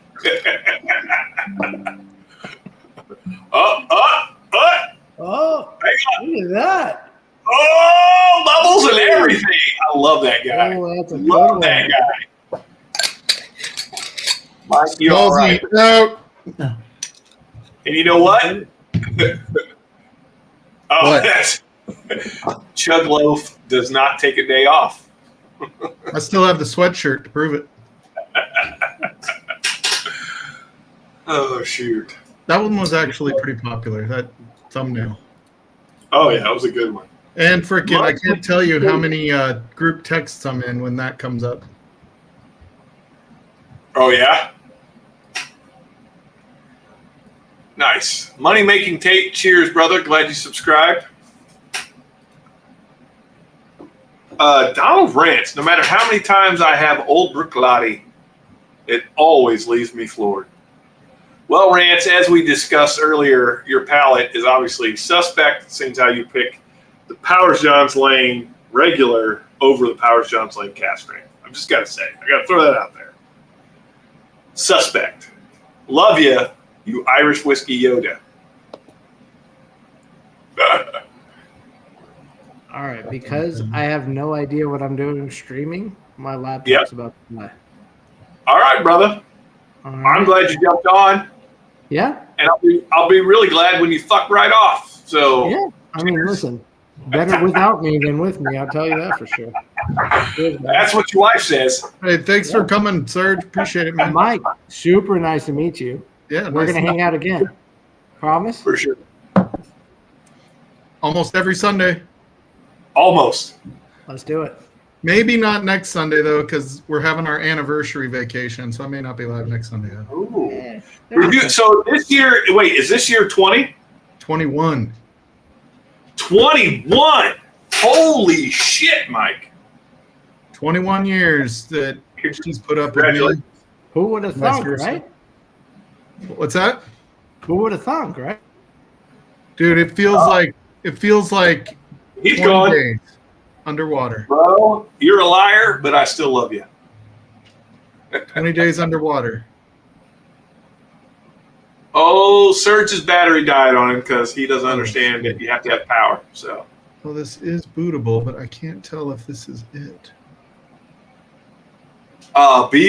Stan, you're not wrong, buddy. Larceny is doing some great shit. If you guys aren't getting those barrel proofs, you're missing out. You're really missing out. I haven't gotten larceny since C924. That's probably the best one. You ain't missing much since then. They're still good, but that one to me has been the best. I thought 923 was really good too. Yeah, but 924 is so much better. It's better. Yeah. Or maybe it is 23, I'm thinking. Maybe 923 is the one that's the best. Yeah, because I didn't think 24 was quite as good. Yeah, I think it's 23. I think you're right. 23 was the killer.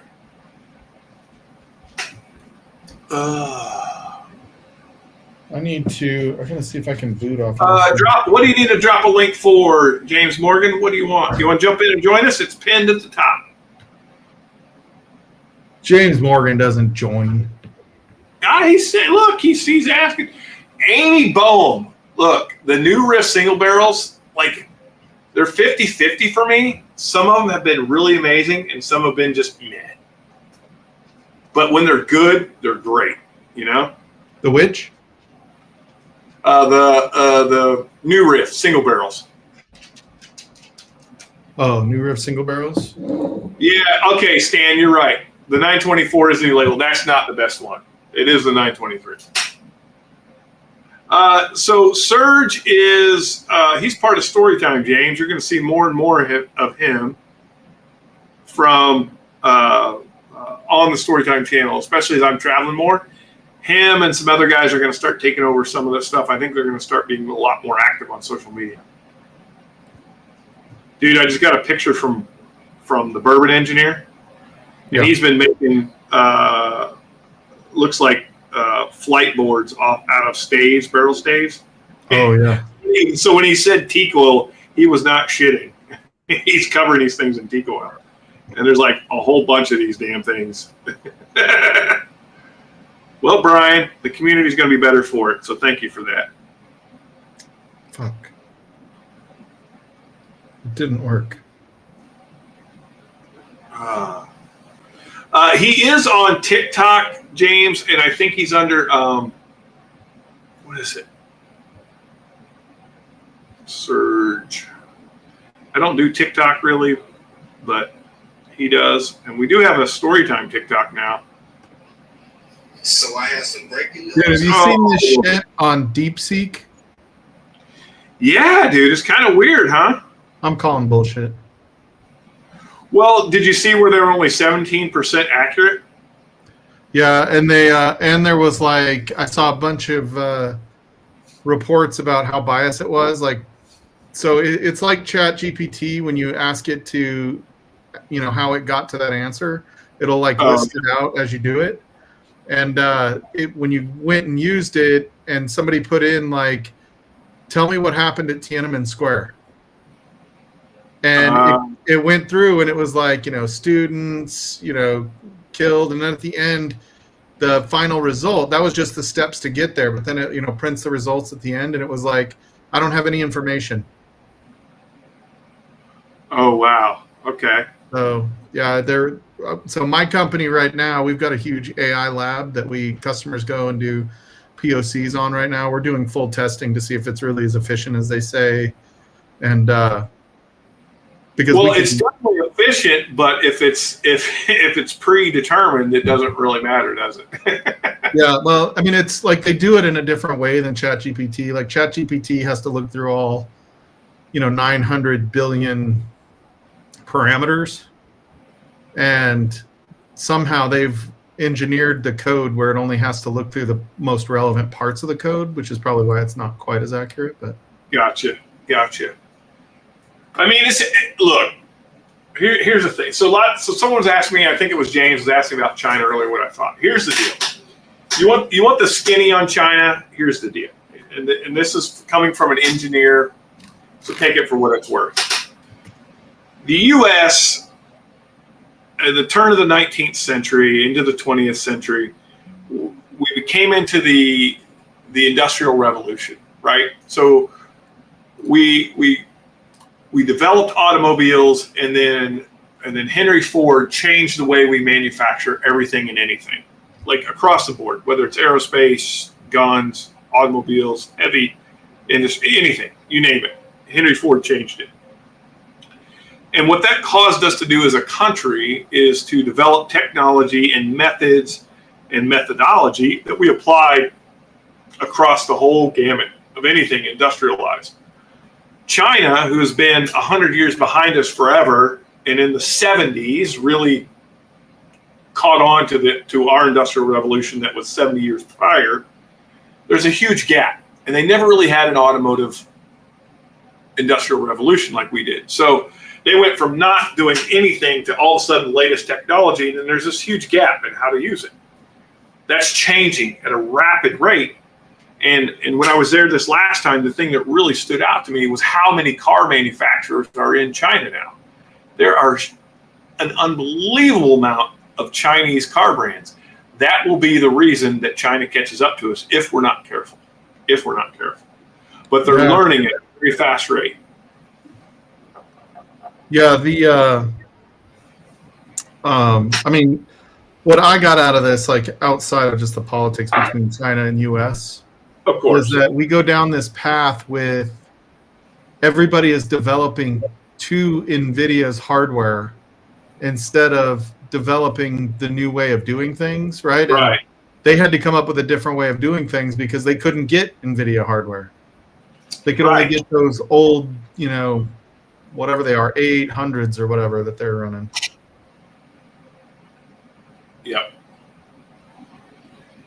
Yep.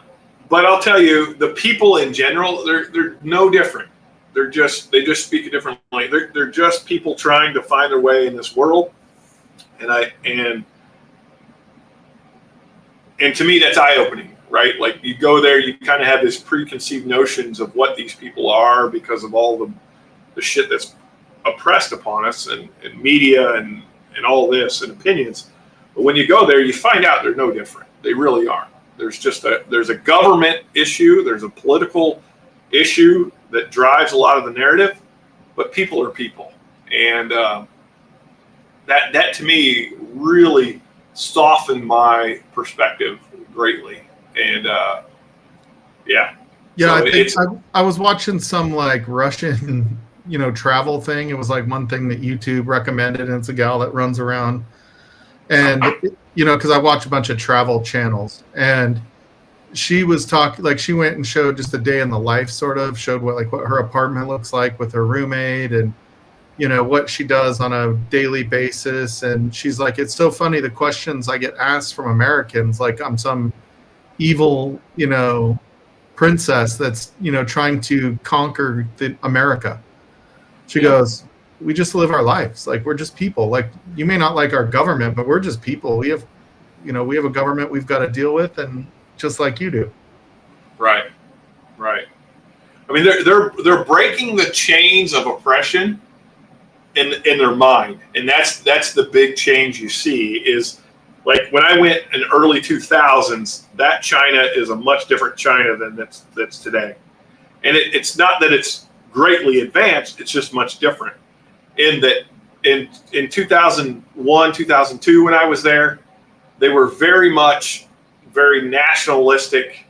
The government knew everything, they knew nothing, and so they yielded all of their will to the government. That is changing.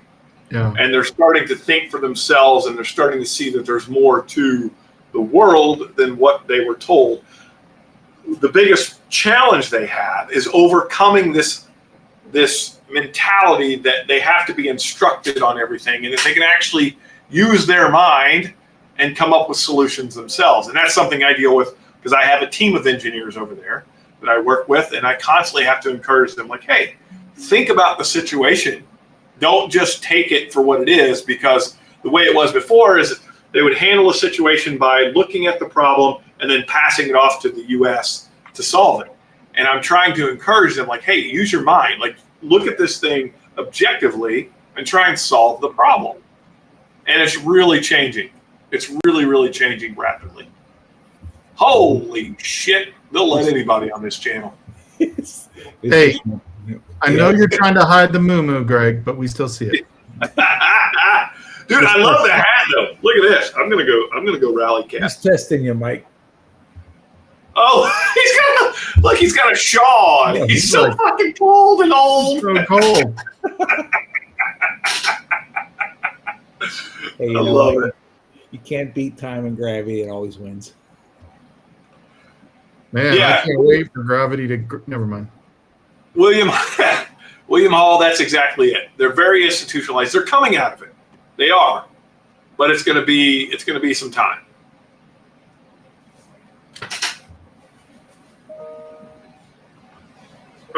So what are you up to, Greg? Glad to see you on here, brother. I love you. Yeah, it's just finishing up a report I do with a call with somebody tomorrow. So that takes about Okay. Yeah. Hey, I got your number 59 sitting over there. Yeah, I gotta pay that. Yeah, you do. Well, you'll see me Thursday. I'll be Hey, paid before that. you know the saying, Greg, ass gas or grass. No one rides for free. They used to have a teacher, yeah. They used to be on the old things in the late 60s, early 70s at the beach. Nobody rides for free. That's right. That with the old toilets of the picture of Frank Zappa on the toilet, Phi Zappa Crappa. May Frank rest in peace. Yes. I'll tell you what, he was strange and everything, but technically he was a great guitarist. Oh, he was. I think he was highly autistic. Like he was on another level of talent that just did not connect with most reality. Yeah. Some of his the lyrics and stuff was just off. But I mean, I'm not even a guitarist. You are, but technically, if you watch him, he was a really good guitarist. Oh, he was fantastic. I think his son Dweezil has his son Dweezil might have Jimi Hendrix Woodstock guitar, that one that caught on fire. Oh yeah. I think his son. And that was at. That was in Montreal. Maybe I don't know. I think his son has it. Yeah, I can't remember the name of that. I mean, I know it. It just is eluding me at the moment because I've been drinking since 5. Wasn't Bullshit. wasn't Dweezil and Moon Unit, right? Was the kids? Yeah, Moon Unit. Yep. Moon Unit Zappa. He was autistic. Hey, Richie Z is giving you a cheers, Greg. Oh, there he is. Damn it. All right. We gotta acknowledge royalty when they acknowledge us, you know. Yeah, you Hey, ain't that- wrong. You ain't wrong. That's a killer bottle, I know. dude. Look, look, and I keep telling you, and I apologize. You guys know how I am, but when I find good shit, I just go on and on about it. This is one of those things. It's so good, dude. Once I get in it, I cannot. I have such a hard time getting out of it. It's just such a good bottle. Which one is it? The Slugger, the old Louisville. Yeah. Hey, Brother, Mike, Greg or Mike, I promise you, dude. When you get this bottle, you're gonna be like, "What the hell did you give me?" It is. I don't think I got the Slugger. I got the other two. Yeah, you haven't bought the Slugger yet. You need to. hey, Yeah, I gotta get it. hey, Mike. Son of a bitch. Hey, Mike. Yeah. You get your Louisville bottle right after I get my OESO from the liquor store out there. You what? He's talking shit. Don't listen. Are you talking shit? He's totally talking shit, Unsuccessfully, I'm trying. Yeah. bro. I'm still waiting to get my hat back. The guy owes me an Irish hat. Like it's sitting in his truck. We saw. Dude, it looks good out there, though. Yeah, I'm sure it does. Did you? That truck looks good. What are you talking about? I thought you were gonna get one. OESO, or was some left? That was a really good one. I'm actually considering getting one, but it won't be until the fall. What was it, Dave? Yeah, then you can get the new one. The trimmer. I'll tell you what, the old one was a good one. Dude, that Ford trimmer, that is a nice truck. Dude, I love it. Although I got rid of Blue Cruise, I didn't like buy the service. Yeah, it's all right. You know, it is what it is. I can drive myself. I've been doing it for freaking 30. Screw Stall's truck. I'm talking about that OESO bottle he had. Oh. He didn't get your OSO. He went back and they said, fuck you, they're all gone. Yeah, they were out. Yeah.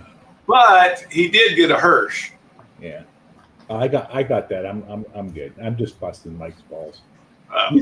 Did you still have some of that left? Did you bottle? You didn't bottle kill that Daveco bottle, did you? Me? Yeah.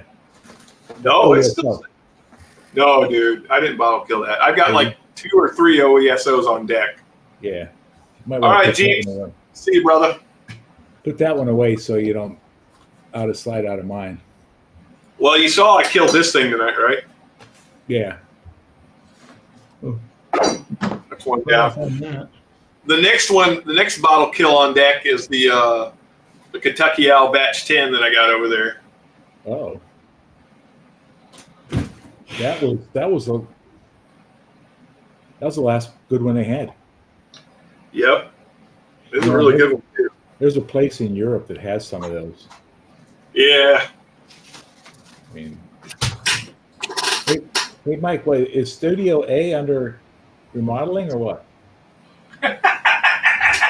No, I'm hosting. Okay, well, when he So said he was since I'm doing, I a thought host, he's just doing it in his office. he's not in Studio A.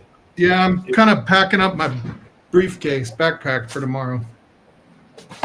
Hey, what was that big thing you had to look like a tablet? What was that? A It Kindle? looked like a pamphlet. Oh, are you talking about my It looked my like an Kindle iPad. Stride? Yeah, who makes that? Kindle. Wow.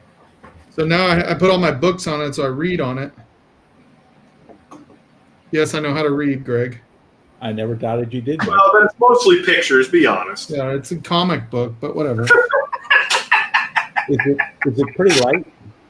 Yeah, it's super light. It's like it's way lighter than my 11-inch iPad. Yeah, that's what I was going to say. Those things, I mean, they're nice, but they weigh a fucking ton. I've got a 13-inch, and it's heavy. It's as heavy. Yeah, I went with the smaller one this time, and I have the keyboard for it. But like the keyboard weighs as much as the freaking iPad, so I don't ever use it. Greg, we all know that you don't have 13. And it's great when you pay $200 for the fucking keyboard and then don't use it. You do when you start measuring from the middle of your back. Oh, okay, fair enough. Work your way around, you know. That's the trick. Gotcha. Hey, listen, by the way, everyone who's on tonight, I have the link post up there. Please, we'd love to have you come in and just say, hey, if nothing else, dry January is up. Just pop in, say hey. We'd love to just chat with you for a minute. It's always good to know and put a face to a name, and we can't appreciate it more. Like that's really why we're here, because we want to connect with you, and we want to understand who we're talking with, and just get to know you, because we really care about all of you. It's true. No one should be drinking alone. What are you on, Mike? You on your notebook, MacBook? Yeah, my MacBook Pro. So you can still do this stuff? I can. There you go. There you go. I'm messing around with shit, trying to get ready to go. There it is. What's up, the bourbon guy? I think I know who that is. That's 8%. That's Which one do you got, Mike? Is it like an M4 or an M2, or what is yours new? So my work one is the M2, but it's the small one. Uh-huh. Or this one's the M4. Sorry, my personal one is an M2. Is that with 36 gigs of memory? Is that one you just held up? That your work one, the M4? Yeah, the M4 one is the one work sent to me. The other one is mine. Yeah, you can't do shit with the one work sent me except work. Oh, really? Yeah, they lock it down so hard I can't even click on like email confirmation shit. Wow. So We are a Mike, security company. Mike, all the shit that's coming out, like, is there anything that's caught your eye? Any whiskey that's like on your radar right now? Not really, man. Like I feel like I don't see shit out here, so it's like I'm kind of opportunistic, and you know they'll call and be like, "Oh, I've got a Blanton's." No, I don't want that. Like everybody wants to offer up a Blanton's, like they're doing you a favor at the store. Right. Well, I mean, technically. Yeah. So I mean, right now I feel like I'm just always on the lookout for certain picks. Like I feel like that's where the money is for me, like the sweet spot, because I don't know, it's kind of disappointing. I'm wondering what Fourgate's going to be doing. Like I feel like they're kind of in that same struggle spot right now. I don't know that they are struggling, but I just don't see the hype around Fourgate anymore, and that just when that's not happening, a distillery seems to be declining unless you're, you know, Heaven Hill doing ECBP. You know what I mean? But even like everybody's getting hit because fucking Old Forester's laying people off, Buffalo Trace, like everybody's cutting people. Yeah, I mean, look, the slowdown is real. It's going to hit the bigger distilleries a lot more than it's going to hit the smaller distilleries. Yeah, because they have so many. But it's also going to hit those non-producing ones pretty hard, right? No, because here's the beauty of that: the barrel market has gotten very soft. The prices are dropping like crazy on barrels, and that's really good for the NPDs because that allows them. I think what you're going to see second half of this year is a lot of great ultra aged NPD stuff coming out. Like even I'm working now on a 10-year that I should be able to offer to the group for around $70 to $80. Like, yeah, that's a big deal. 10-year cask strength at $70 to $80, which is kind of where I want to be all the time. I mean, I'm tired of being these last few bottles at over $100. I fucking hate it. So I'm excited to get under $100, and to me, that's kind of going to be the key. These guys, there's a lot of barrels coming up on the market right now. Yeah, I mean, but like I wish I would have bought that Stranahan's 12-year. I like just picked something. Yeah, we missed that one, man. That was so good. That was such a really good bottle. Dude, I was wondering where I put my little toolkit. God dang. Richie Z, you're not wrong. So I did happen to get a Tanager, and I got to tell you, man, that is probably one of the most exceptional, like, new products on the market. And if you can get your hands on one, and it will be coming back. It's not just going to be a one-time thing. Nancy, we talked to Nancy the other day about it, and she's like, it's coming. Like, it's not just a one-time deal. So, I mean, that thing is fantastic, and she went back to an old world style of distillation and aging, which is called the Petit O, which was used in the cognac world. And I tell you, man, she's really doing something special with those guys, and that's one. If you get your hands on it, do it. Like I said, I was lucky enough to get one. Yeah, 4-Gate. I don't know that 4-Gate survives 2025. I just don't see it.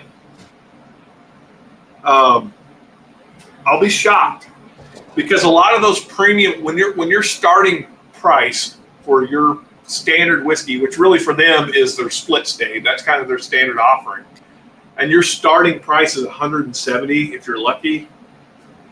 Yeah, it's a tough. Yeah, it's a tough market to be at that price range. It just really is.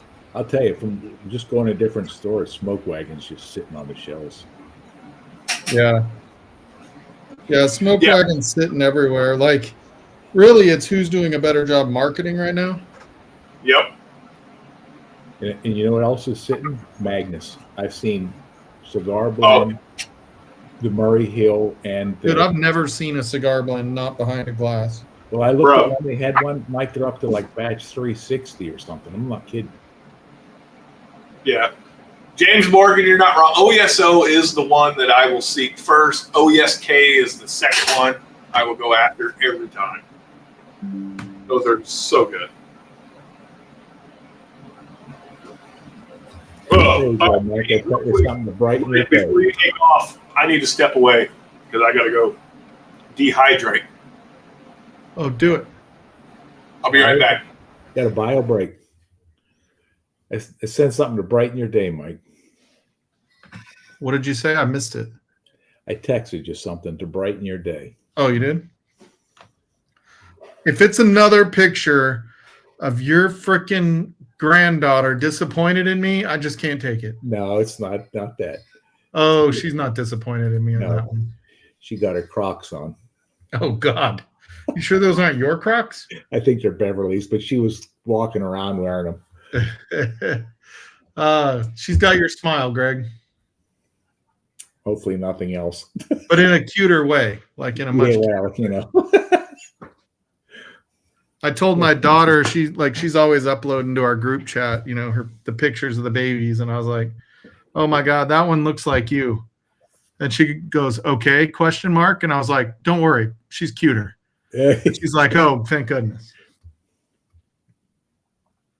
Yeah, it's I got to talk to my one. She's almost one. She'll be 1 in 6 weeks. Oh, really? Yeah, today. She'll be 2 in 3 months.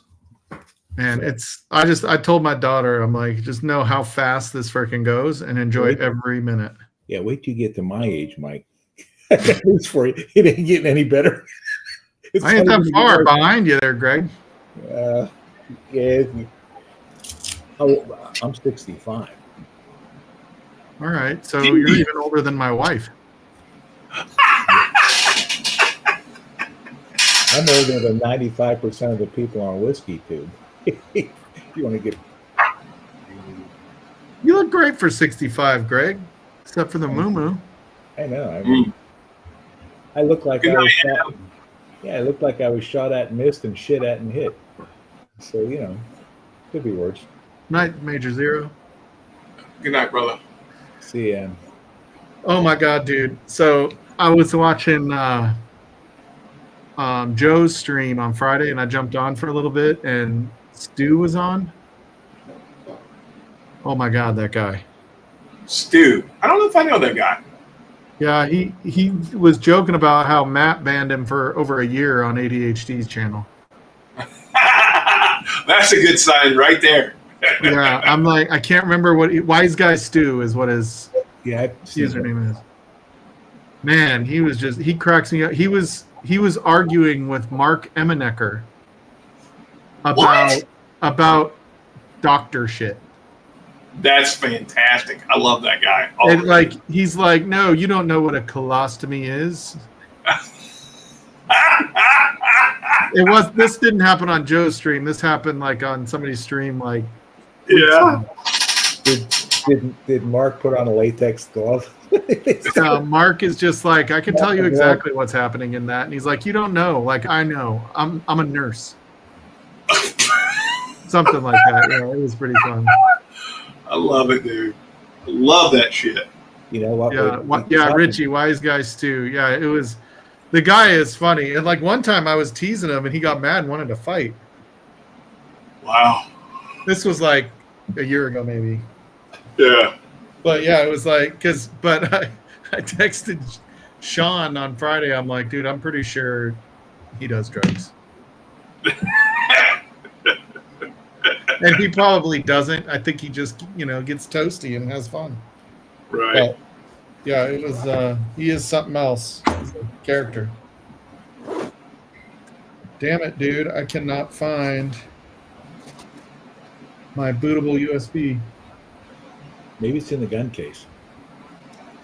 It's not. I probably ditched it after I hacked into Starbucks. Here's a question for you, Mike. When's the last time you went to the range? Dude, it's been over a year since I've been to the range. Easily for me. Home on the range. Yeah, I need to go. I got to get out and I got to start buying more ammo again now that it's cheaper. Yeah, it's come down. It's not as cheap as it was, but it has gotten cheaper. Dude, I remember when, it was like 5 cents a round for frickin' 9mm. Now it's like you're still paying 50 cents a round for 9mm. Well, no, it's maybe $11 around here for a box. At one time before COVID and everything, used to be able to get them on sale for like $8 a box for 50 rounds and 9. Now, if you find them for 10 or 11, that's a good deal. I guess we can come down to your range, Shane. You got the range. Yeah, I mean, the thing about it here is you don't have to book it in advance. You don't have to pay for a membership. You just come down here and we shoot the shit out of the hillside. Yeah. Dude, I'm going to have to drive out there. I'll bring you all my steel. You can have all my steel targets. Bro, I got like a 67 Impala hood that we shoot into. Well, I've got like steel dueling tree, so for handguns. Oh, yeah, that's nice. Fun. So you set it up and then you have them going alternate, and then you have somebody on each side shooting each side, and you have to get them all onto one side. So you like one person's shooting this way and one person's facing them and shooting the other way? That sounds I don't think that's the right idea. That might be dangerous. I like that idea.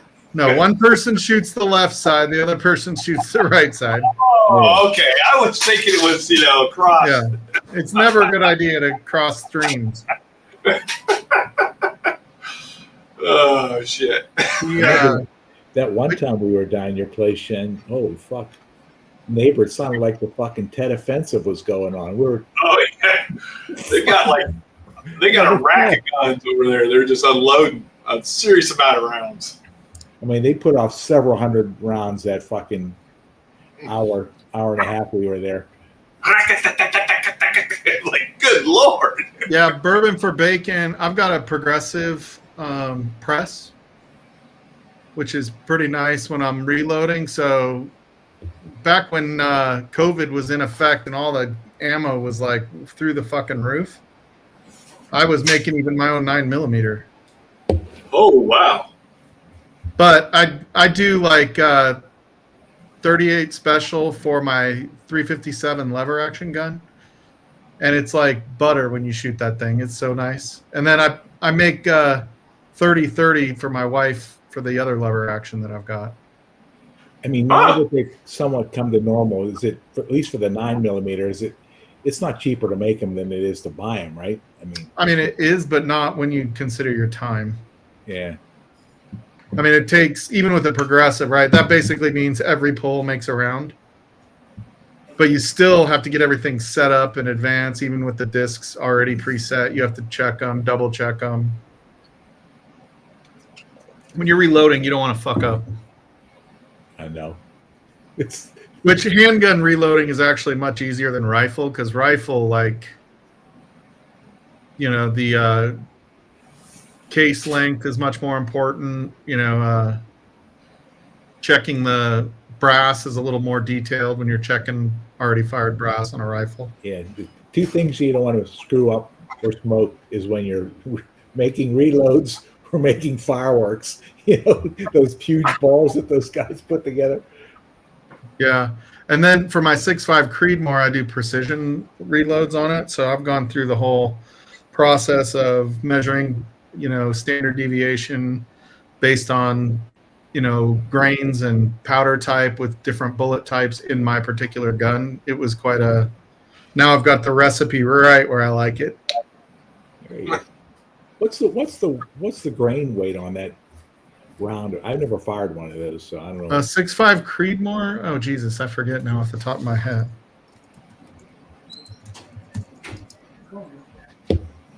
So Mike, this last weekend I was up in Louisville. Oh, that's not bad. That's the large side, 120 to 147.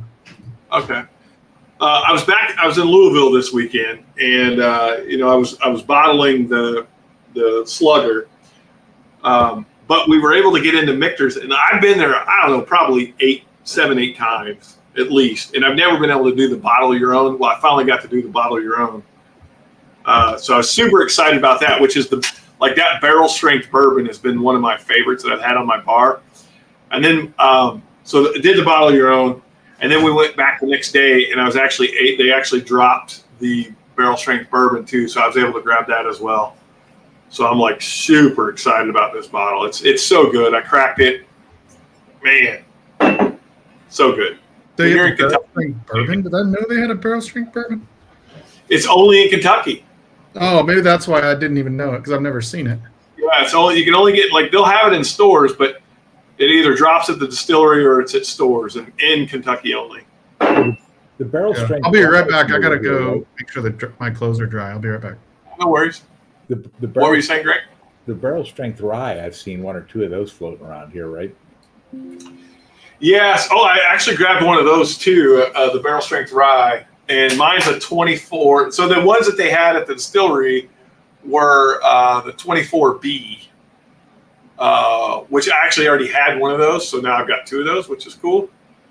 But here, I'll grab the bottle here. It's right around the corner here. Good.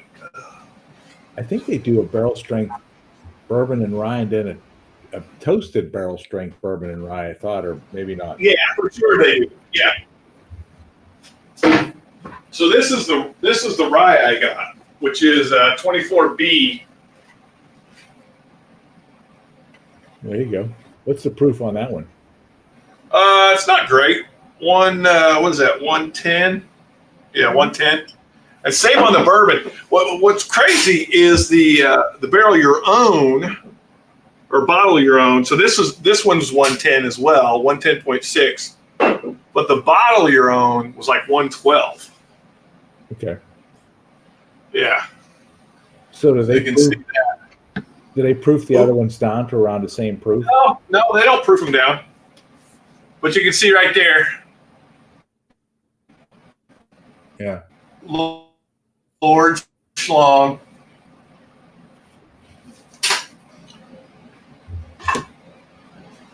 Yeah, I was so excited because you remember I had that barrel strength bourbon I had was so freaking good, and then when we killed it, I was like, So I was so excited to get basically 2. I got the bottle your own and the regular release, which was. Do they have a bar there where you can go in? They make. Yeah, they do. They have a bar upstairs that's fantastic. It's kind of expensive, but they do have a really cool flight. You can do their I think it's the bourbon flight, and you get the barrel strength, the 10-year. You get their normal, and then what was the other one? I think the bomb burgers. So it was bomb burgers. Yeah, bomb burgers, barrel strength, 10-year, and then their standard shelfer. Yeah, the 24 bomb burgers is fantastic. Yeah, I was gonna say last year's was good. The bomb burgers. The Shanks was fantastic from last year too. Like that was I think that's been the best Shanks I've ever had.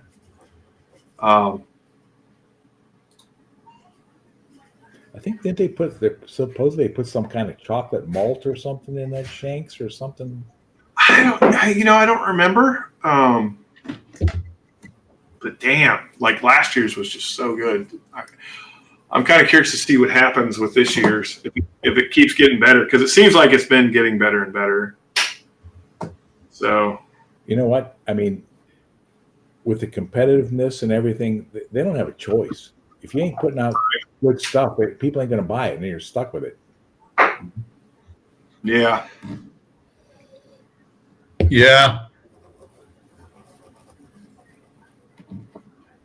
All right. I think I'm going to have to dip. I got to get a couple more things done, and I'm being kind of rude to everybody. About fucking time. I will see y'all later, maybe next week. We'll see when we get back from Cripple Creek.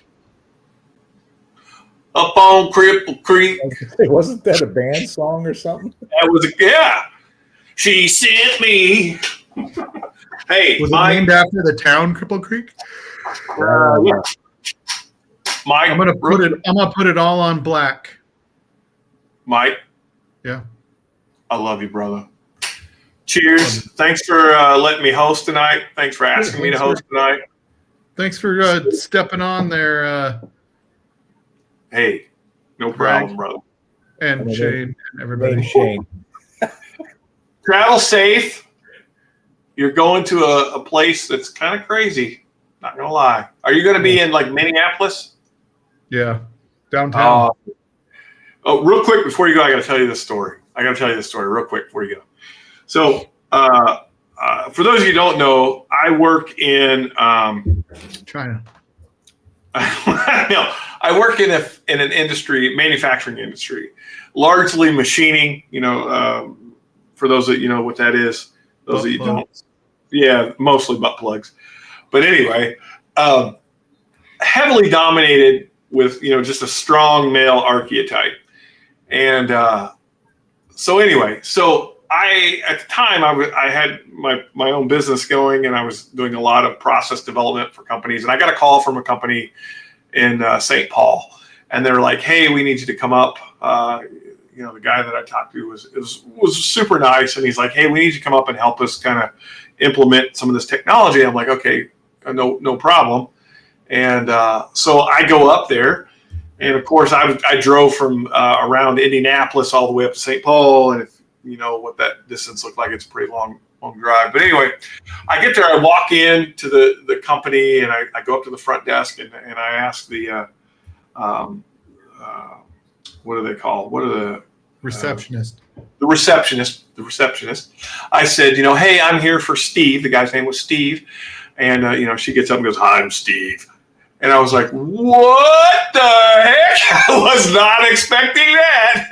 So, I mean, like full blood, like boom, stacked, and was not bad looking at all. And I was just, it took me for a loop. I was not expecting it.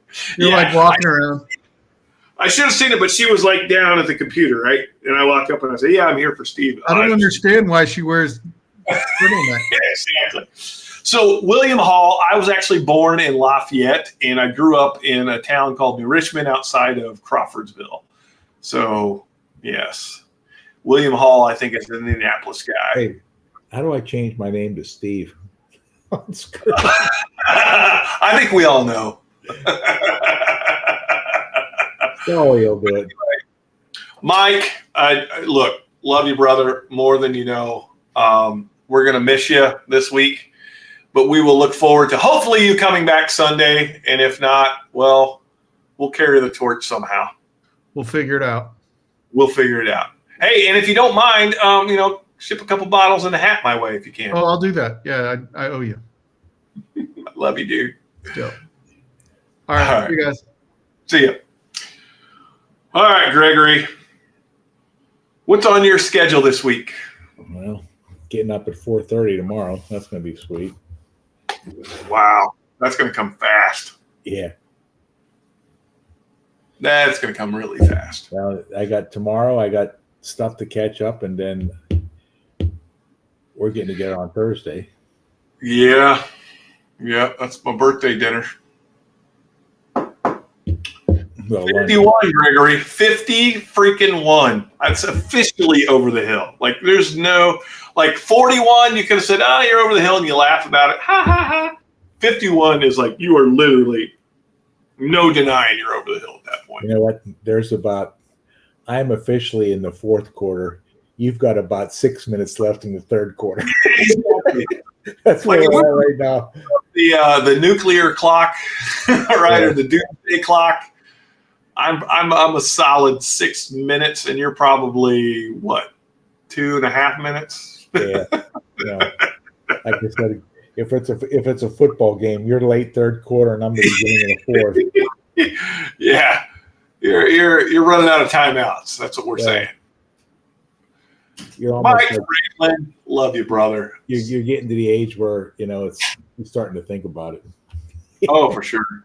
Well, it's weird because in my 30s I was such an arrogant asshole, and it's largely because what I found was in my particular field in engineering, manufacturing engineering to be specific, is most of the people were either advanced in age or fresh out of college, and there wasn't a whole lot of people in that age range where I was. Because it takes work. You got to be very tenacious. And so because of that, because what I saw, what was going on around me, I became very biased. And I was like, God, these fucking people are stupid. They're not stupid. They were just lazy, or they were like, man, I've already put in my fucking years. I don't need to be working this hard anymore. And here I was, kind of the old bull, young bull scenario. And I just wanted glide path to retirement. Yeah, exactly. So it was very interesting. But then I hit my 40s, and my perception changed drastically. Right, I really started thinking about legacy, which is weird. I never really thought about it prior. Granted, I'm a father of 8. That's a legacy in and of itself. I've got 3 sons that are in the trades, and I can't be happier because I never pushed them into anything. I never even encouraged it. If they said something, I would support it, but I never pushed them into it. So I've got two sons that are in machining, and one who is an apprentice pipe fitter, and I just cannot be happier as a dad. But to me, legacy became very important, right, as I got into my 40s, which was a totally different perspective I had from my 30s. And now I'm really focused on bringing up the next generation of critical thinkers is kind of when I term them. So that's my jam, man. I want people to think and think effectively, right? I think I'm gonna have one little one. This is good. You know what? I'm too lazy to get up, and nobody wants to do the moo-moo, so I'll have one more of these. Oh yeah, I mean, you can't go wrong with that. I put a little bit of a dent on that sucker. Look, again, biased as I can be, and I try to be as unbiased as I can. Man, that fucking bottle is really good. I'm excited that we got it. I'm not terribly excited at the price. I still wish it was under $100. We're not quite there. We're going to get there. This bad boy right here is coming soon. You guys get ready for that one. 15-year turkey distilled at Buffalo Trace. We picked 2 barrels. We're actually going to blend them because the blend is way better than either of the single barrels. I would put them up against the Russell's 15 all day, every day. And again, we're way cheaper than most. I think the only people cheaper than us, if possible, is if you go to Elkwood Farms, who is actually where we bought those barrels from. Where's that at? That's outside of Lexington. Okay. And it's Bluegrass Distilling, and then Chevalier, Cask, and then Elkwood Farms are kind of the three businesses that intermingle there. Is that where Matt was, Chevalier? He was at Chevalier. Yeah, he's working. I'm not sure who he's working with now. But we tried. I've got these. You were supposed to come over this weekend and you didn't, but that's okay, Greg. We'll get there. I did. I was there Friday. For oh yeah, you tried the 103, didn't you? What'd you think of that? That's good. The 10-year 103. Like this is one. Are you sure you're not going to be 65? Dude, I know you were here. I remember we drove down. I remember you were here. You know what happened is the guys all came on Saturday. No, they came later that night. Yeah, later that. That's what it was. That's what it was. But anyway, that one of I'm hoping we can get that 10-year. It'll be a 10-year, 36%, and it's going to be probably in the neighborhood of $80 for a cast strength 10-year, and it's a smasher, especially for $80.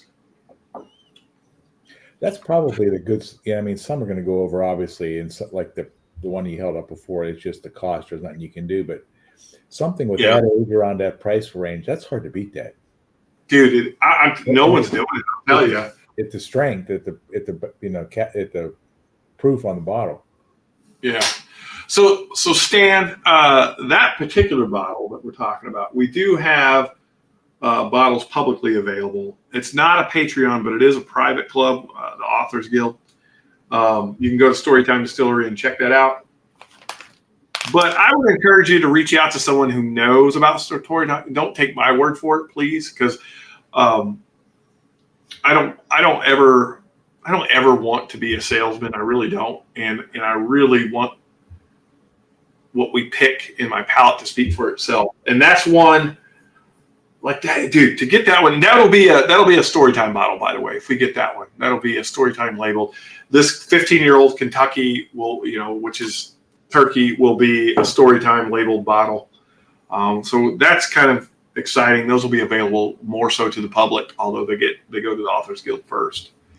And I'll tell you what, when you give this thing the old, which I did, the old Kentucky Chew, boy, you really pick up on the rye. Because this would be in the high rye one, you kind of chew on it a little bit. Yeah.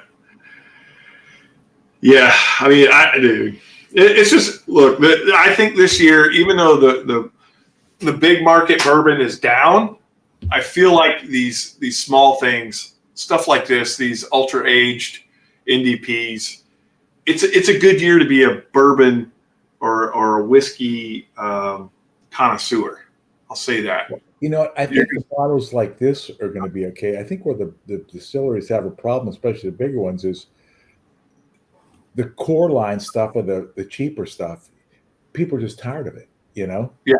I mean, so the stuff that's maybe the $30 to $50 bottles and stuff that people have already tried, I just think that they're not going to buy that like they do. They have done, Right. An exceptional bottle, like every once in a while, like I don't know what I paid for it. Maybe it was like $60. That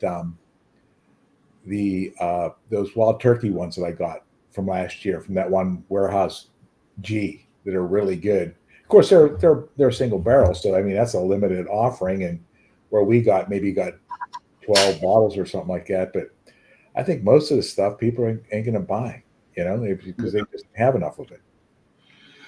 Yeah, and again, this goes back to kind of why I started the whole thing. Is I really wanted this community to continue to grow, and even in the downturn of whiskey, so we've kind of got to adapt. We've got to find those exceptional barrels that are affordable, right? So that's what I'm really trying to do, because it's, again, I want you to sit down with your friends and crack open a bottle. Because that's how this community grows. That's how these stories linger or come to life. And in the midst of all the crap that we dealt with over the last political landscape, I'm not even talking Democrat, Republican, I'm mean just political in general, and then invoking COVID and what that did to us as a community or as a society, the whiskey community stood out, man. We just really stood out. We stayed connected even amidst all of our differences and opinions. And that to me was a kind of a lighthouse, right? A beacon. And that's kind of the whole purpose. And so I will continue to drive that vision and that mission because it's not necessarily about the whiskey. It's just a starting point, right? It gets us to talk. It gets us to have conversation and then lead to other questions like, hey, man, how's it going? Like, what's going on in your life? What kind of challenges are you faced with? And how, as your friend and your brother, can I help? Is there anything I can do? Or what can I share? What can I be a part of in your life to make it better? So that's what I'm about. That's what I think Storytime is about. And I think ultimately that's what this community is about. And you see it over and over and over again. Anytime tragedy strikes anywhere, it's the whiskey community is one of the first ones to come together and try and provide, whether it's financial support or whatever. And I love that. I love that about this community. That thing's got some really nice legs on it too. I was looking at too. Bro, I'm no lie. Every time I start it, I got to have like 3 pours of it before I stop drinking it because it's just so good. It really is. It's so good. It's like everything you want a bourbon to be. It's sweet. It's oaky. It's crazy long finish. Yeah. Hey, Eric Anderson, cheers, brother. Yeah, it has all those things, all the caramels, all the brown sugars, all that vanillas. It's just really, really good. And some nice rye spice on it too. Yeah, but it doesn't. To me, it doesn't hit like a 36%er necessarily, right? No, it's not. A lot of those 36%ers are kind of really spicy, and this one just doesn't hit like that. It hits more caramely. I'm super excited about the Knob Creek picks that are coming out now that people are allowed to get at cast strength. So be looking for those. Those are going to be great.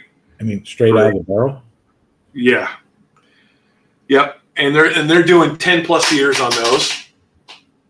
I think that one that Matt got, I might still have a sample of that somewhere in the china cupboard down there in the living room.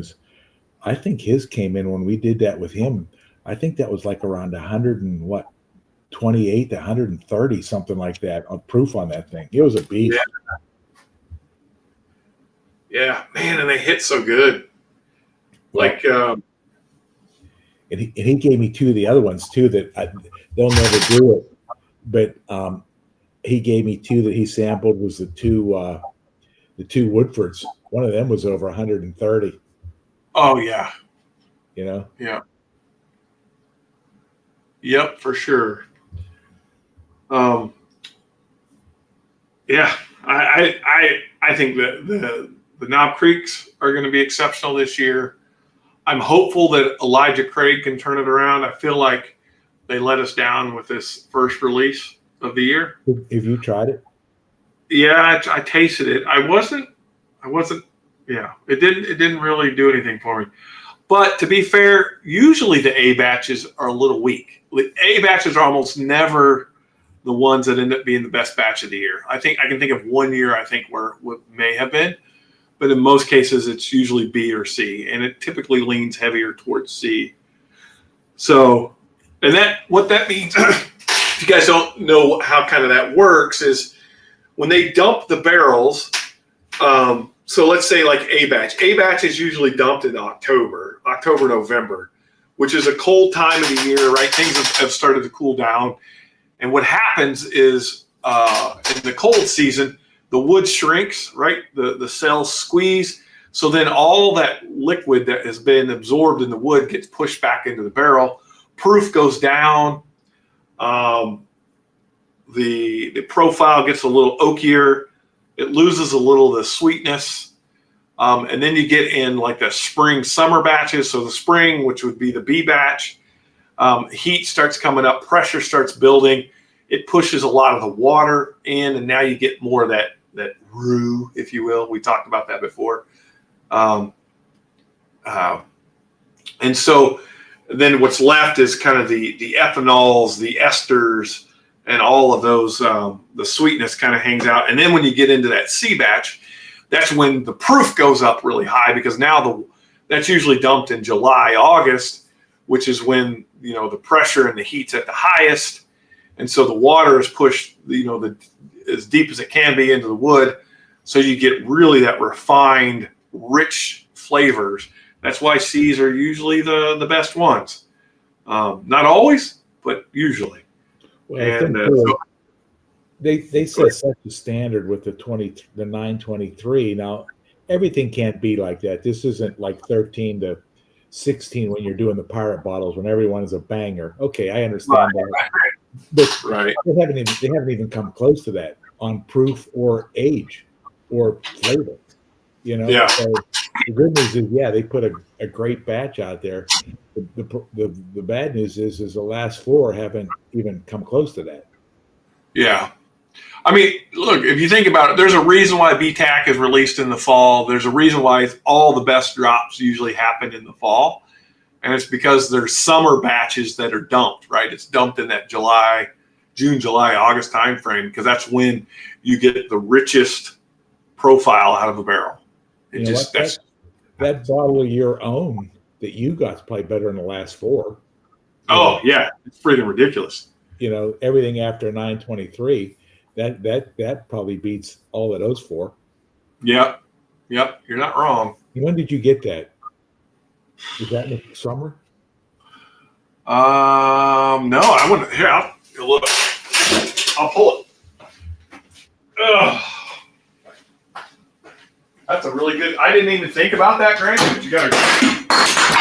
Hey-oh, man down. Glenn down. Why was that bottle on top? Oh, this was a kill bottle. That's why. Get the Ritz crackers and the pepperoni out. Yeah. This is it's an LLME 10-year. Okay. There you go. Here, just for those of you at home, well, I can't show you because I got a light in the way. All right, this was bottled in October. Yeah, Yep. Around the summertime. Yep. So that would have been dumped. Well, no, I thought you'd get it right out of the barrel, didn't you? Or no? Yeah. Well, it's vatted. They dump the bottles or barrels, and that was probably dumped in what, August? Yeah, probably July, August, something like that. So yeah, again, it's going to be. So that's when you want them. Yeah, that's when you want them for sure. Yeah. Yeah, William Hall, you're not wrong. Red card, 15-yard penalty. I need to probably drink Malort for that, but I'm not going to do it. But you know what? I'm not sure what's going on. It's not like they don't have inventory. The damn company's got over 4 million barrels, all spread all over Bardstown. They got like 5, 6, 7 campuses all over the place. Yeah, for sure. Toasted. So you bring up a good point. Steve Burkow. Wait, we didn't get it from Steve Burkow. I got that toasted barrel from Legacy Pub. What did I do with that bottle? Where's that at? I didn't get that to you when you were here, did I, Greg? No. So I got a toasted barrel. Elijah Craig picked. State Line got one about 2 months ago, but I think it went pretty quick.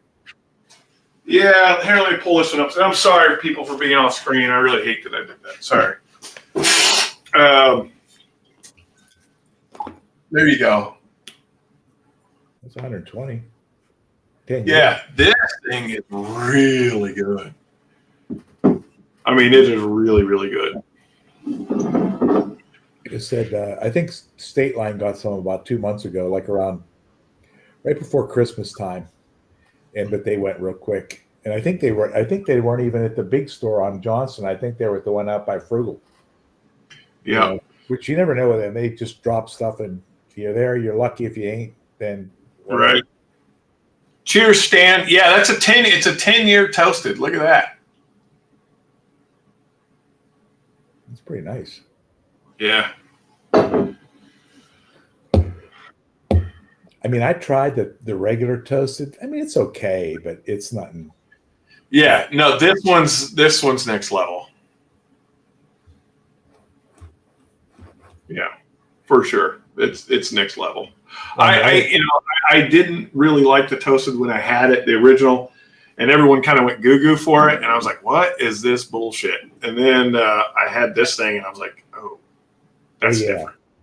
Yeah. And the other thing too is, I think they want around here. They want like $55 for that fucking toasted barrel now. Yeah, just the regular one, which was supposed to be $35. Yeah. So shit, why not spend another $35 and just get what you have? Exactly. I was fortunate enough this last weekend to also get the new 117 drop from Old Forester, which is the very old. It's basically 1910. It's been aged for an additional 10 months, I think, or 12 months or something like that in a toasted barrel. And holy moly, that thing is unreal good. I was really shocked. And I gave both of mine away. The only reason I got to taste it, I gave it to Matt, our local liquor store guy, who absolutely loves 1910. And so I gave him one, and then I gave a buddy of mine that went up and did the pick with us at Backbone, the other one. And Matt cracked it open at the store. And the whole time, dang it, I should not have given him this. It's so good. So if you can get that bottle, I highly encourage you. If you're in the area, 117, I think it's like very extra old or very old, or I don't remember. But it's really good. Really, really good. What's the one that I had that we tried? I got off that one guy off of my beer. Was it a 117 series? It was a little 117. It was a 375. Those are, right? Yeah. I don't remember which one you got. Did you get that High Angel share or something like that? That's what it was. Maybe it was a High Angel share. This one, so the very old one, like it's right up there with like the President's Choice. It is really, really good. What's the proof on it? It's not high. I don't know if it was 100, maybe. I don't know. Okay. But it wasn't bad at all, right? No, he probably has it at home. So, and I stopped over there to get gas on Saturday. I think I just stopped down real quick to get filled up, and he wasn't there. So, I think he said he might have been over at TAKEOVER or something like that. Oh, gotcha. He hasn't been there the last 3 or 4 times I've been there. Yeah, I usually go around lunchtime, so I figure, well, maybe if he's coming to work, he's going to be here, but I haven't seen him. Yeah, he's been having some manpower issues, you know. I mean, I tell you, after COVID, people just don't want to work. I won't go into detail, but the lady who was leaving deposits onto the lower shelf hasn't been back, has she? Yeah, you're not wrong. Oh, there you go. Black Panda says the extra old is 93 proof. Thank you, Kent. Yeah. Mike, good point, brother. Yeah, who does? Not everybody can be born into inheritance, you know. Yeah.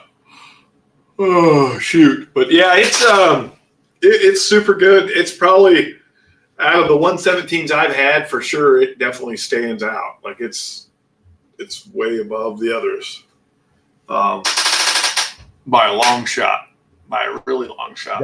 That's there only. Ain't those at the Old Forester store only or something? Yeah. You can only get them there. And what was weird, it was so funny. We walked in there. We didn't know we didn't even know they were dropping it. We just happened to swing in there. We're like, we'll check it. And if there's anything good, yeah, okay. But who knows, right? Because it was in the afternoon. We walk in, and Kent and I were walking around looking. They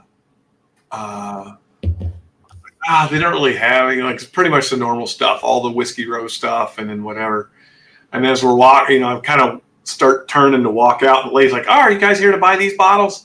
And I'm like, "Oh, yeah, that's exactly what I'm here for." And you've always got to ask. because they may be putting something out later. And I think, just from the little bit I've seen with people on Whiskey Tube, if you go there, just ask them, hey, they, do anything today, or they've already done something, or, and sometimes if you just ask them, they'll say, yeah, they're bringing something out in 15 minutes or something, and it's worth sticking around, Yeah.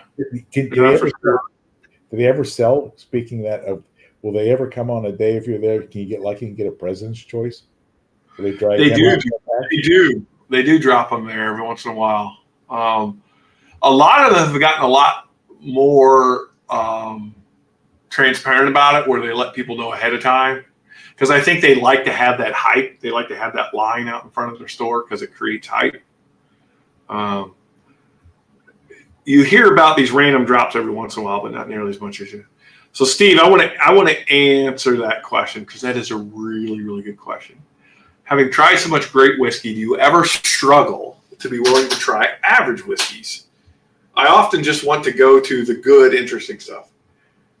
That's a good point. It's like, I think in our mind we've turned on this switch where we've automatically categorized whiskeys good, average, or great, top shelf, unicorn. But I got to tell you, I still never turned down 101.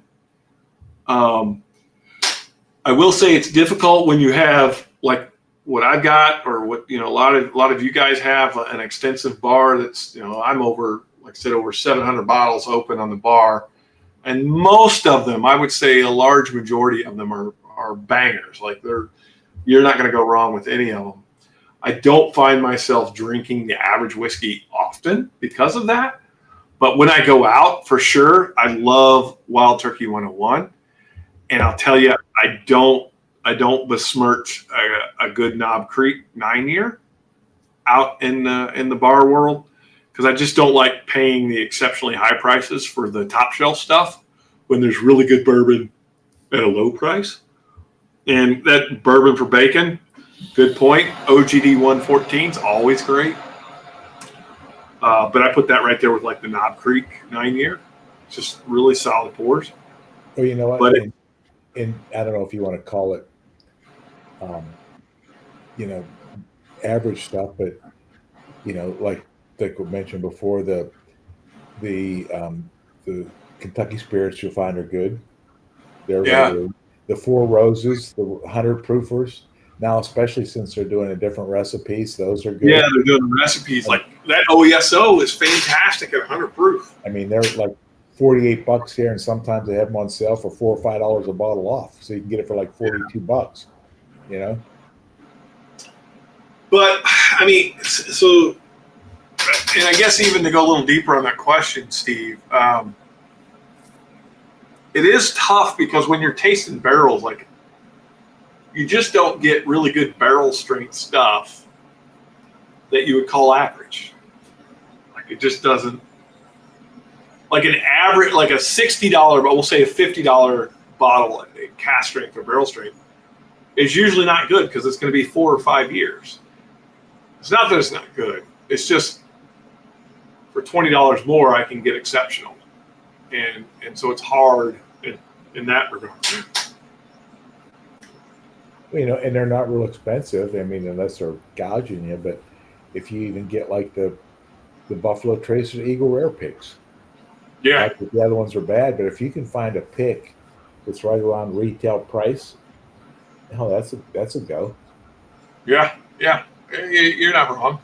I mean, you're talking about maybe now 33 or 34 for the Buffalo Trace. I think 42 for the Eagle Rare, or 43, whatever it is here now.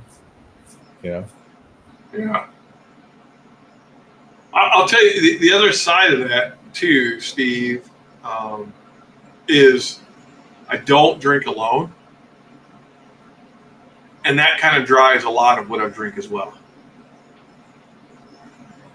I typically drink with other, like, I just don't, like, if I drink alone, it's because I'm like going through something to taste, right? Like, I've been sent samples, or I'm trying to do some blending for something. But I don't personally, like, just go, oh my gosh, at the end of the day, I've got to have a pour. I just don't do that. I never have. But I will say, so that lends me to drink some of the better stuff too. If I was more of that, every other day or every 2 or 3 days have just a pour, it would probably be Wild Turkey 101. I just don't know of anything else that's more consistent and complex at that price and that proof. Mike said I drink during cod. Yeah, we do drink Stranahan's cast strength, which if you don't know about Stranahan's cast strength, hit me up. I'll tell you all about it. If single malt has been something that's you've been curious about, Stranahan's is the place to start. It is so good. Hey, speaking of Eagle Rare, I know when you get it, they proof it down, but what's that get up to in the barrel when you go to try it? What's it? Well, so Sazerac distills everything at 125, and they do that because they proof it down. So when they go in, so meaning they come off the still at like 150 to 160, they proof it down immediately to 125, and they age it in the barrel. And then when they go to dump it, they'll proof it down to Rare's 90 or 92 or whatever it is. It's kind of it's a way they do that so they get more for their buck, right? So I'm just curious what proof can some of them barrels get? I know they'll never sell it, but maybe they will one day. But can you get an Eagle Rare that's $125, $130? I mean, it's mash bill, right? So it's mash bill 1 or 2. So pick one. It's either EH10 or Buffalo Trace. But the proof in the barrel, is that before they proof it down, do they get up to 125, 130? It's whatever EH Taylor barrel proof gets up to. So that's the same thing. Here's your example. Yeah, like this one, so this is batch 13, and I think this is like 127. Yeah, 127, and then they get up to 130. 31, 130, 130. Yeah, 131, 132. Yeah, Bourbon Engineering, that's a good point. Green River does do some really good cast strength stuff, and their prices are really good. But I will say, Green River, it takes 6 to 7 years before they really start getting good. That 5-year mark, I tried, I don't know how many barrels at 5 years, and they weren't doing it. It needed that extra year. The 6, you started getting these barrels that would pop off and really start to get good. And then 7 and 8, man, they really, really get good. What was that stuff that we were talking about where they were pressurizing it for 3 months? Cleveland. Oh, yeah, Cleveland. Yeah, underground. Cleveland underground. Yeah, they were doing all kinds of weird stuff. They were basically putting the whiskey in a pressure cooker with some staves or something like that and trying to... Yeah, they got some formula, and they seem to think it works, but I don't know. I don't even know if they're still around. Does anyone have Cleveland Underground? No, I don't think it's one of those experiments that you can't make up for the time and what that slow process of going in and out of the wood. It ain't gonna work. Yeah, I mean the only thing that salvaged Blacken was the fact that they used willet juice. If they hadn't used willet juice, I think Blacken would have been out of business. And I don't know that they're going to survive 2025. Is Leopold still putting out shit? Oh yeah. Again, but they're a small craft distillery. A lot of those craft distilleries will survive because people go there. It's an experience, right? You get to learn about their whiskey, their process, and then you end up buying a bottle to kind of commemorate the fact that you're there. I heard. And I'm okay. I'm sorry. I heard the first one is it's not drinkable, but it might be collectible because it's the first one that he put out. And yeah. Well, you're talking about that 3-chamber. The Pennsylvania 3-chamber. Yeah. I mean, again, just because it was an old recipe doesn't mean it was a good one. No. Yeah. So. Yeah, I don't know, man. I watched the video they did that when they had Vendome do that. That wasn't cheap for them to construct that 3-chamber pot still either. You know, that was a huge Right. project. And then they came out with it, and well, this is that old recipe where it comes, it dumps in the chamber, and then kind of goes up to the next chamber and up, and it just. I've never tried. I just heard it had a really weird fucking taste to it. I love Mike's. Yeah, that bottle is an extreme. You know who that brings up a good point though. Oh, so Who you was talking about the pot still? The Leopold? you know, the 3-chamber? Like, who was the guy? Who was he was the teacher out in California. What was his name? Mike, you're gonna know. I hate that I can't remember that guy's name because I really liked him. I just haven't seen him forever. But he was huge on Leopold. Yeah, Tito. That's it. Good job, Steve. Oh, Yeah, Tito. He loved Leopold, and everyone was so like fired up because the story behind the 3-chamber was fantastic, right? It's like, oh my gosh, this is historical. They're all blah blah blah, and then, oh my God, if that bottle wasn't a complete letdown, and it was so damn expensive. And like you said, it's almost undrinkable. It's so bad. And you know what, too? The guy that did that, were they in like Colorado or something? Where were they? They might be Colorado. Mike would know. Yeah. But the funny thing, because that came out, remember, that was like 4 years or so ago. That's been how long that first one. And I think the first 2,000 bottles, if you got it, it was like hand signed. He wrote hand signed the label and everything. It was worth more of a collector's item than it was of what was in the bottle. Sure. But what was funny was he was on several. He might have been on Minix, Mash and Drum or something. Poor bastards had to drink that shit and pretend it was good because you don't want to offend your guest. Remember, because that was the whole craze when that came out. Is, oh yeah, we got Vendome, and they created this 3-chamber pot still, and it's how they used to do it in Pennsylvania in the late 1800s, early 1900s, and we're going back to the old recipe. Then you get this shit, and it had such a weird freaking taste to it, right? I never tried it, so I don't know. Yeah, I mean, look, I hats off to you going back and reviving something. It's too bad you didn't do it good. Yeah. Like, it's sad because. And maybe it never was good because remember they had to get a real weird strain of the rye grain too that was only grown somewhere. Yeah, and they did the open air.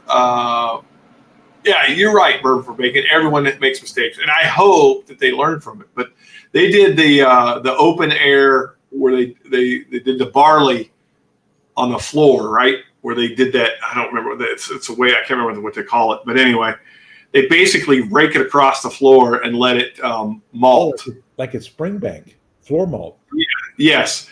And so they did that, and that was one thing. And then they do this open air fermentation as well, which creates a whole nother series of variables that you have to try to deal with. The germination. Yep. Yeah. Then you drink it. You've got them on your live stream and you're drinking. How is it? It's good. It's great. Yeah. There you go, Cloud. The germination. Yeah, they do the germination, the malting, where they let it start to germinate and then they stop it before it gets too far, and then. But anyway, yeah. I mean, that's what they do at Springbank, but they've mastered that. They've got it down. Apparently, he is not. You know. Well, it's not just that. That's actually a very well known and in Scotch world especially, a very well known method for malting your barley. Damn it, Leopold. I'm hoping that they come out with something that's just mind blowing, right? Like, yeah, we're poo-pooing it, and then all of a sudden they're going to come out with something, and it just took a few years to get there, and then next thing you know is we're all going to be chasing it. Like, that to me would be fantastic because that's going to redeem the investment they made and the time and effort they put in. So, well, didn't they do something with Dickel, a rye collaboration? Yeah, they did a collab with Dickel. That's what I thought. Yeah, I don't know if they redistilled it in their 3-chamber or whatever. I don't know. I think the primary label on that collaboration was a Dickel, though. They had a Yeah. Oh, Dickel label in conjunction with Leopold or something like that. yeah. Cheers, Will, by the way. Glad you could stop by, buddy. Yeah, so he met him at the Bastards Ball. Yeah, look, there is no one in this industry. Well, I shouldn't say that. There's a couple assholes, but most people have been really awesome to talk to work with. So I've been, again, this has been a community and an industry that took me for a surprise. I will say it was tough to crack. Like you meet a couple people and they're very closed off, and then once you start a discussion and they realize that you're genuine and serious about the industry, then they really open up, and they're proud of what they do, and they've worked very hard to create these mash bills and these. Well, and the thing I saw too is that was no small sum of money going into that, because I watched a YouTube video on it. I mean, they dumped a shitload of money. Yeah, and that was at the prime too, right? That's like when everything was running up high as hell. Just what they paid Vendome to make that 3-chamber pot still. Yeah, ridiculous. All right. Well, I'll tell you what. We're 2 hours and 46 minutes. I want to finish it off and make it a solid 3 hours, which is more than I'd like. But I'm glad to be here. I'm glad to get to hang out with all of you guys. It's like it feels like it's been too long every time I come back. So, but I'm glad to see a lot of the same faces and some new faces. That's good. We need to continue to get out there and share your stories with other people and share your whiskey and share your life with people. That's what it's about. I mean, it's funny. Like, one of the most common things I've ever heard at any of these meetups and all the stuff we do is like, man, it feels like I've known these people forever, right? It seems like you meet this person, like, man, it feels like we've been friends for 20 years and we just met for the first time. It's just such a great thing about our community, I think. Yeah. So one more pour to finish it off, and I'm going to let someone in chat tell me what I'm going to drink. And if I've got it, I'll drink it. If I don't, I'll find something similar, or we'll find something else.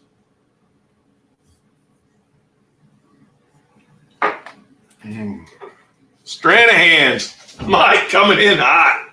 There you go. All right, Mike. You can't go wrong with Stranahan's. Stalls lurking in the background. I'm going to grab me a bottle affectionately known as Steve.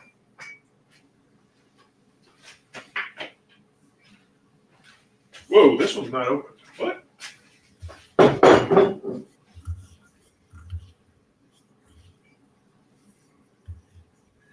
Where is my Steve? Someone take it? I think Steve was a receptionist, wasn't he? Yeah. You're not wrong, it was. But this is a different Steve. And, well, shit. I think it might be upstairs. So I'll just grab another. I'm not going to drink Steve, but I'll drink another one. This is one that I think I got. Yeah, I got this one from Dunning. It's a 7-year, 11-month.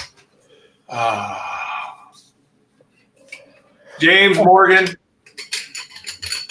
Sorry you don't have a Stranahan's pick. Maybe we should connect. I'd love to send you one, brother. You know what? That one we got from the North Carolina ABC store there, Still Creek, wasn't bad either. Yeah. I mean, it wasn't as good as the one Matt had, but it still wasn't bad. It was pretty decent.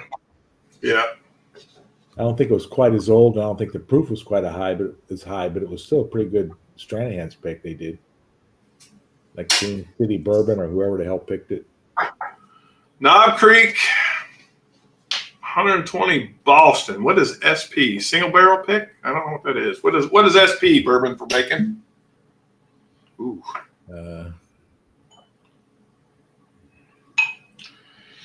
You know, Morgan, we don't have to worry about deals, buddy. I've got ways. I've got people. I know a guy. Which you got two different things going. I got the live wire one. I didn't. True. I can actually. Oh, store pick. Okay. Thank you. Sorry, I don't know why. So Knob Creek store pick, 120 in Boston, dude. I love Knob Creek store picks. I've got so many of them. If you guys saw my shelf here. They're starting to get to the 10-year age now. You know that? They're starting to put a little bit more age on those things. Yeah, well, I told you, they're starting to do the Knob Creek store picks at cast strength. Like, I want to get up on that fucking deal. Well, that was the one in the airport, right? No. That there is a cast strength, but they're doing picks now at cast strength. Where was the one that you saw, the ones that they actually had the old one, but except it was 10 years? Hell, it could have been 12 years. You just don't know. Yeah, no, it was 10 year. Yeah, it said 10 year, but it couldn't be right. Could have been technically 11 or so. Yeah, who knows? Could have been 100. Who knows? And that was in San Francisco Airport. I thought it was in Singapore somewhere you were at. I was flying from Singapore. Oh, okay. And then I found it in San Francisco. That's why I couldn't get it, because I was coming into the country, not leaving the country. Had I been leaving the country, I would have had a case of those bitches with me. What you should have done is you should have took like 4 or 5 bottles and taped them to yourself like Brad Davis in Midnight Express. Yeah, exactly. James Morgan. Listen, it's not even about that, brother. It's about being able to share a whiskey with you. And that's worth way more than what that shipping is going to cost me. Have you ever seen that movie? Midnight Express. Which one? Midnight. Yeah. That's a fucking dark movie. Yeah. It's even crazy who plays in there. His cousin Eddie from National Lampoon's Vacation is in that movie too. What's his name? Yeah. His real name? Now you got me all fucked up. Someone's going to say it, and I'm going to look like an idiot. He's got the brother. They're both actors. It was him, Brad Davis, and William Hurt were the main characters in it. It's a dark movie. Randy Quaid, that's it. Yeah. Yeah, Randy Quaid. That's it. Or it was Dennis Quaid. Maybe was in there. It was no, Randy Quaid is the brother. Randy's the one you're talking about. Okay, Dennis is the one that's sane. I just remember seeing the movie and saying, well, I won't be going to Turkey anytime soon. Yeah. Oh, dude. Stranahan single malt. All right. Mike Stahl, cheers to you, brother. I ain't got no Stranahan, so I'm going to have to get some other kind of single malt. Damn. If you're on the fence about single malts, get a Stranahan's cast strength. If you can't find one, email me, Shane at Storytime Distillery. I picked one. I will personally get that to you, because I'm telling you, you don't want to miss out on Stranahan single malt. Wow, those are good. I'll tell you, one of the really good ones I had when I was working out in Idaho, and we got one. I went to Will's house, and I think we killed about half that damn bottle that night. It was so good. No Stranahans, but I'll have a Boonahan of hams. There you go. Boonahan. This peated one, they do this, I can't pronounce it, Totia Da or something. It's a pretty good one. What's it called? Here, if it comes up. Hang on a second. Oh, okay. It's one of the few peated releases that comes out of there, you know? Yeah. I mean, people say that some of the stuff is very, very lightly peated because of the water they use, but this one is definitely peated from the malt, and it's just sherry and peat, which is pretty good. Yeah. You have that, What's that old one that you got? Was it a Cadenhead or something? Was it a Belvini? Or what the hell was that older one you had? Which one?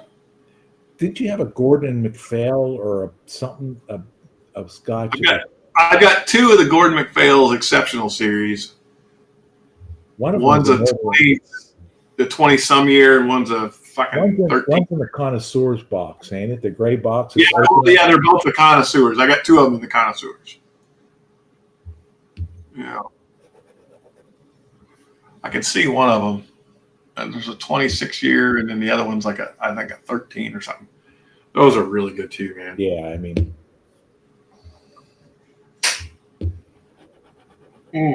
it's a completely different experience. If you're going to drink Scotch, just drink Scotch, and don't go back and forth or anything. If you got good bottles and stuff like you do, just pick out a few good bottles and enjoy those. For sure, dude. For sure. Yeah, it was William Davlar. That's right. It was a 6 or 7 year one, the Idaho pick, and man, we smashed the shit out of that thing. What was the 12-year you are talking about?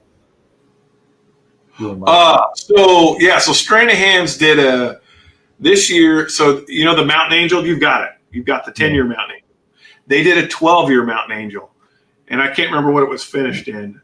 But Mike and I had it at the Stranahan's distillery when I was out there in November. And holy moly, that thing was freaking. So then we drove around to several stores. We're like, we got to find this bottle. It was so damn good.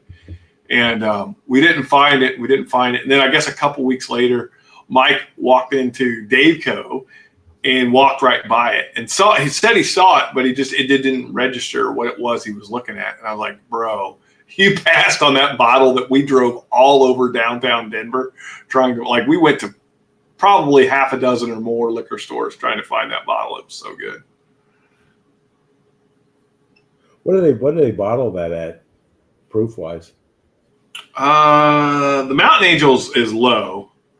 It's whatever. It's going to be the same as the one you've got, like whatever that one is. Was that a 90 or 92? But dang, is it good. Just so good. The cool thing about Stranahan's, like the whole story about how that got started, the guy was a moonshiner, and there was a neighbor he had who was a beer guy who would age beer, and his barn caught on fire. And the Stranahan's guy went, and I can't remember his name, so please forgive me, went and helped the guy get barrels out of the barn that was on fire of beer, get them out of the barn so they wouldn't burn down. And the guy in return gave him a couple barrels of beer, and he's like, well, fuck, I don't know what to do with these. I'm not a beer guy. I'm a moonshiner. So he went and goes and distills it, and boom, Stranahan's is born. And he still uses that same mash bill. It's a beer, like what do you call those? Fucking like a Guinness. It's a stout. It's a stout beer mash bill. And so they continue to use the same. They didn't change anything. They just use the same mash bill, and he makes Stranahan's out of it, and it's freaking really good, really, really good. So how'd they come up with the big metal shot glass on top of the bottle? What was that from? Say that again. So how did he come up with the big metal shot glass on top of the bottle? The metal. Oh, the jigger. So that was something they claim was back in the old gold digger era, the miner era. They had these bottles, and when they were out, doing whatever the hell they were doing, they had a way to drink, so they could pack this bottle in their mule, and then they had the cup attached to it. Hey, real neat concept. Bring that with you on Thursday when the guy goes to pour. Say, I've got my own measure. Yeah, exactly. What's in there? About 4 ounces? Yeah, don't worry about it. That's good. It's a 2 ouncer. Just fill it up. Mm. Oh my goodness, it's so good, so freaking good. I'll tell you that Bunahoppen's good too. I mean,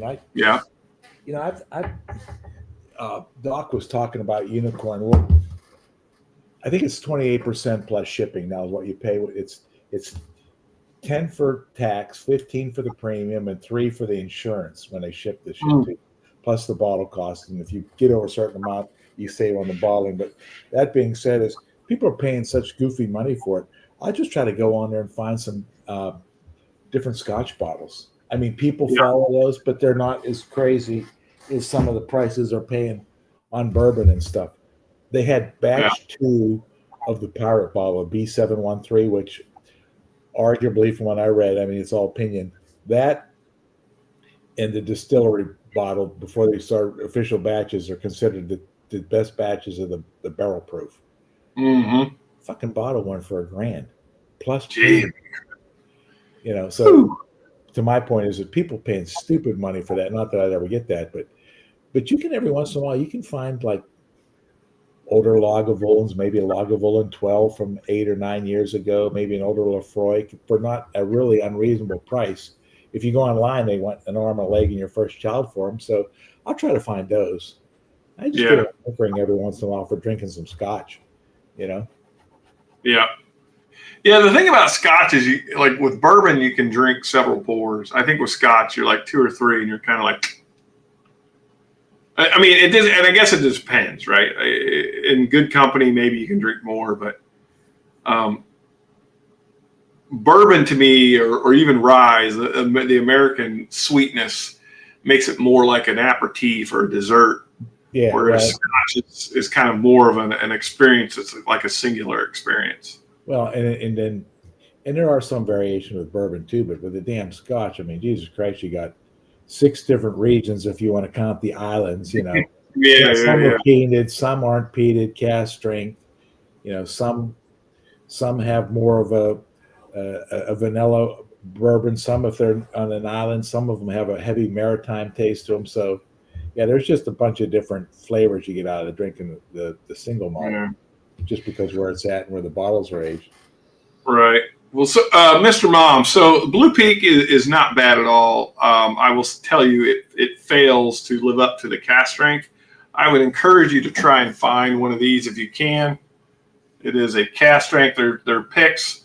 They're normally around $60 plus or minus. To me, if you're a bourbon guy and you're interested in single malt, this is one of the best stepping stones into single malts. Like, it just does not get any better than the Stranahan's. Yes.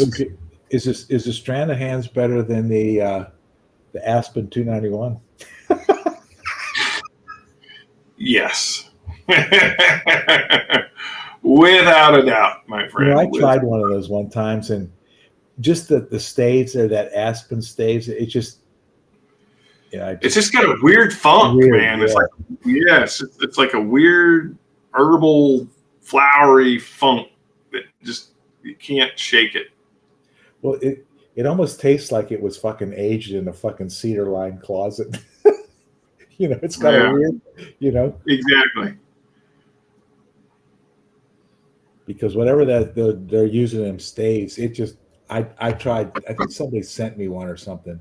I might have even bought one, and I tried it. And I was like, man, this is weird. So Steve Burkow asked a really good question. So, and I can answer it for sure. Westland.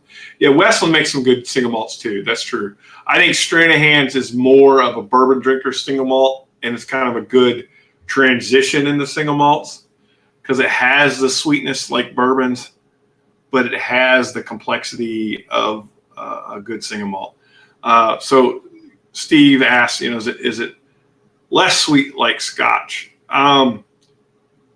Yeah. It's less sweet than bourbon, but it's more sweet than most single malts. I would say, I'll just take a drink.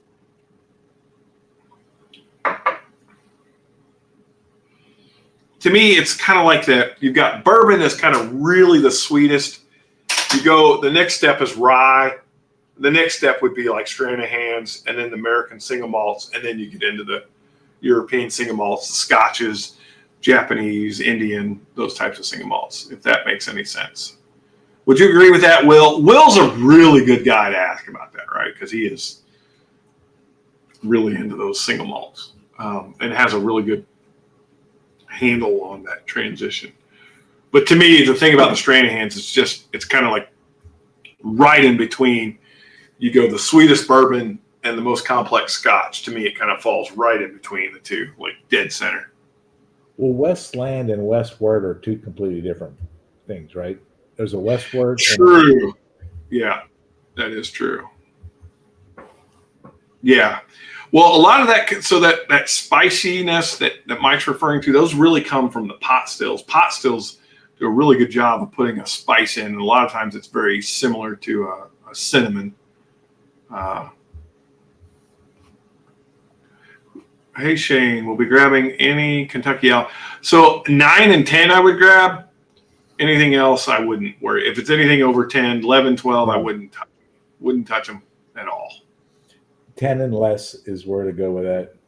Yeah. And then, some are better than the other, but all four of the rye batches are okay. I never had, I think we had 2 and what did you have? So I've opened 3 maybe or 4. I can't remember which 3 one. and 4. I've had 2, 3 and 4. One I've not ever drank, but I have it. And it's because it's signed by Dixon. I've got actually 1 through 4 signed by Dixon. Yeah, you're right, Mike. They do a column pot still. So the pot still definitely puts a spice in it if you guys aren't familiar with that. 9 to me, James Morgan is unbelievable. 9, I think, is 1, 2, and 9 in that order from best to worst. And 10 is right there with 9, but it's just behind 9. Yeah, I think, I've never had the first 2. Maybe you had. Those 2 were supposed to be, and then 9 is up there. And like to your point, is 10 is really good too. And then I think that was when he was out of it. So yeah, 10. He didn't do anything after 10. Yeah, he did a batch 5 rye, but it never got released. Oh, really? Yeah, it never got released, but he did do it. He did have it blended out. And then I think whatever relationship he had with Stoli fell off, and it never got released. Is it in a vat or what? I don't know where it's at. I know he had a couple bottles of it.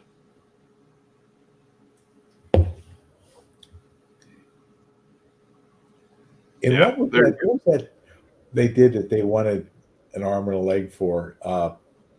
The Mardi Gras rye. No. The dry state. Oh, dry. Oh, the $1,000 bottle. Yeah. It was off the I think that 9's better than dry state, and I like dry state, but I think 9 was better. They did, and that was I think that might have been the breaking point for Dixon, is because it was such a heavily marketed whiskey, like in a way that they went after them, and they said, like, we are going to fleece the people because we're going to put a marketing campaign behind this. It is really good. It's outstanding whiskey. Don't get me wrong. I still think 9's better, especially when you put price. You put price into it. Dry state's not even considerable. No. Well, and I think 9 had the 9 might have been the highest proof because that was like 127 and change. Yeah. For batch 9. So good. You still got a batch 9 unopened, don't you? Yeah, but don't tell nobody. All right, I won't. Allegedly. That's your funeral pour. That's the one I'm going to drink half of. I'm going to chug half of it, and then you're going to chug half of it in your casket. Yeah, for my homies. That's right. Pour it in the jigger and then pour it down my throat for my homies. That's right. That's right. All right, it's after midnight here. Mike, thanks again for letting me host. I hope everyone had a good time. If you did try January, congratulations on making it through January. If you didn't, congratulations on trying. And if you didn't even try, congratulations on ignoring the fad. So I appreciate all of you guys. If I could only get one, I would go Kentucky Owl Batch 9, Steve. Personally, I would go Kentucky Owl Batch 9. I like Old Carter Batch 5. I'm assuming you're talking about Batch 5 bourbon. If you're talking about Batch 5 American, I would tell you to go Batch 5 American because Old Carter American's just an interesting. There were no bad ones of those. I mean, you had the one that you found on that mystery when you stumbled into the damn gas station that was, you know. Oh yeah, batch one. So I've got batch one, and then Doug, who, if you guys don't know Doug from Friday at Fred's, Doug, that guy's just an absolute saint.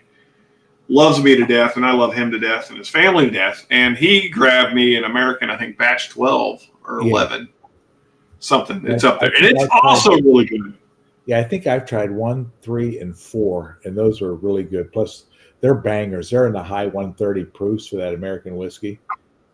Yeah, for sure. For sure. All right, everybody, cheers. All right. I love y'all. I miss y'all. I hope to get to see you more in 2025, and hopefully it's in person. Because Wednesday, about Thursday, we're going to lunch, right? Yeah, for sure. Okay. James, thanks, buddy. All of you guys, thanks for all of your support, your encouragement, and your kind words. Get a bottle, share it with a friend, right? Create some new stories, relive some old stories, and let's keep them going. So on that, love you guys. Cheers. I don't know if he's got an outro video. I'm going to check and see. I have an outro video because I'm cool and shit. I don't know that Mike's cool. I don't think he has an outro video. So, oh wait, he's got a thanks for watching. All right. Cheers, guys. Thanks.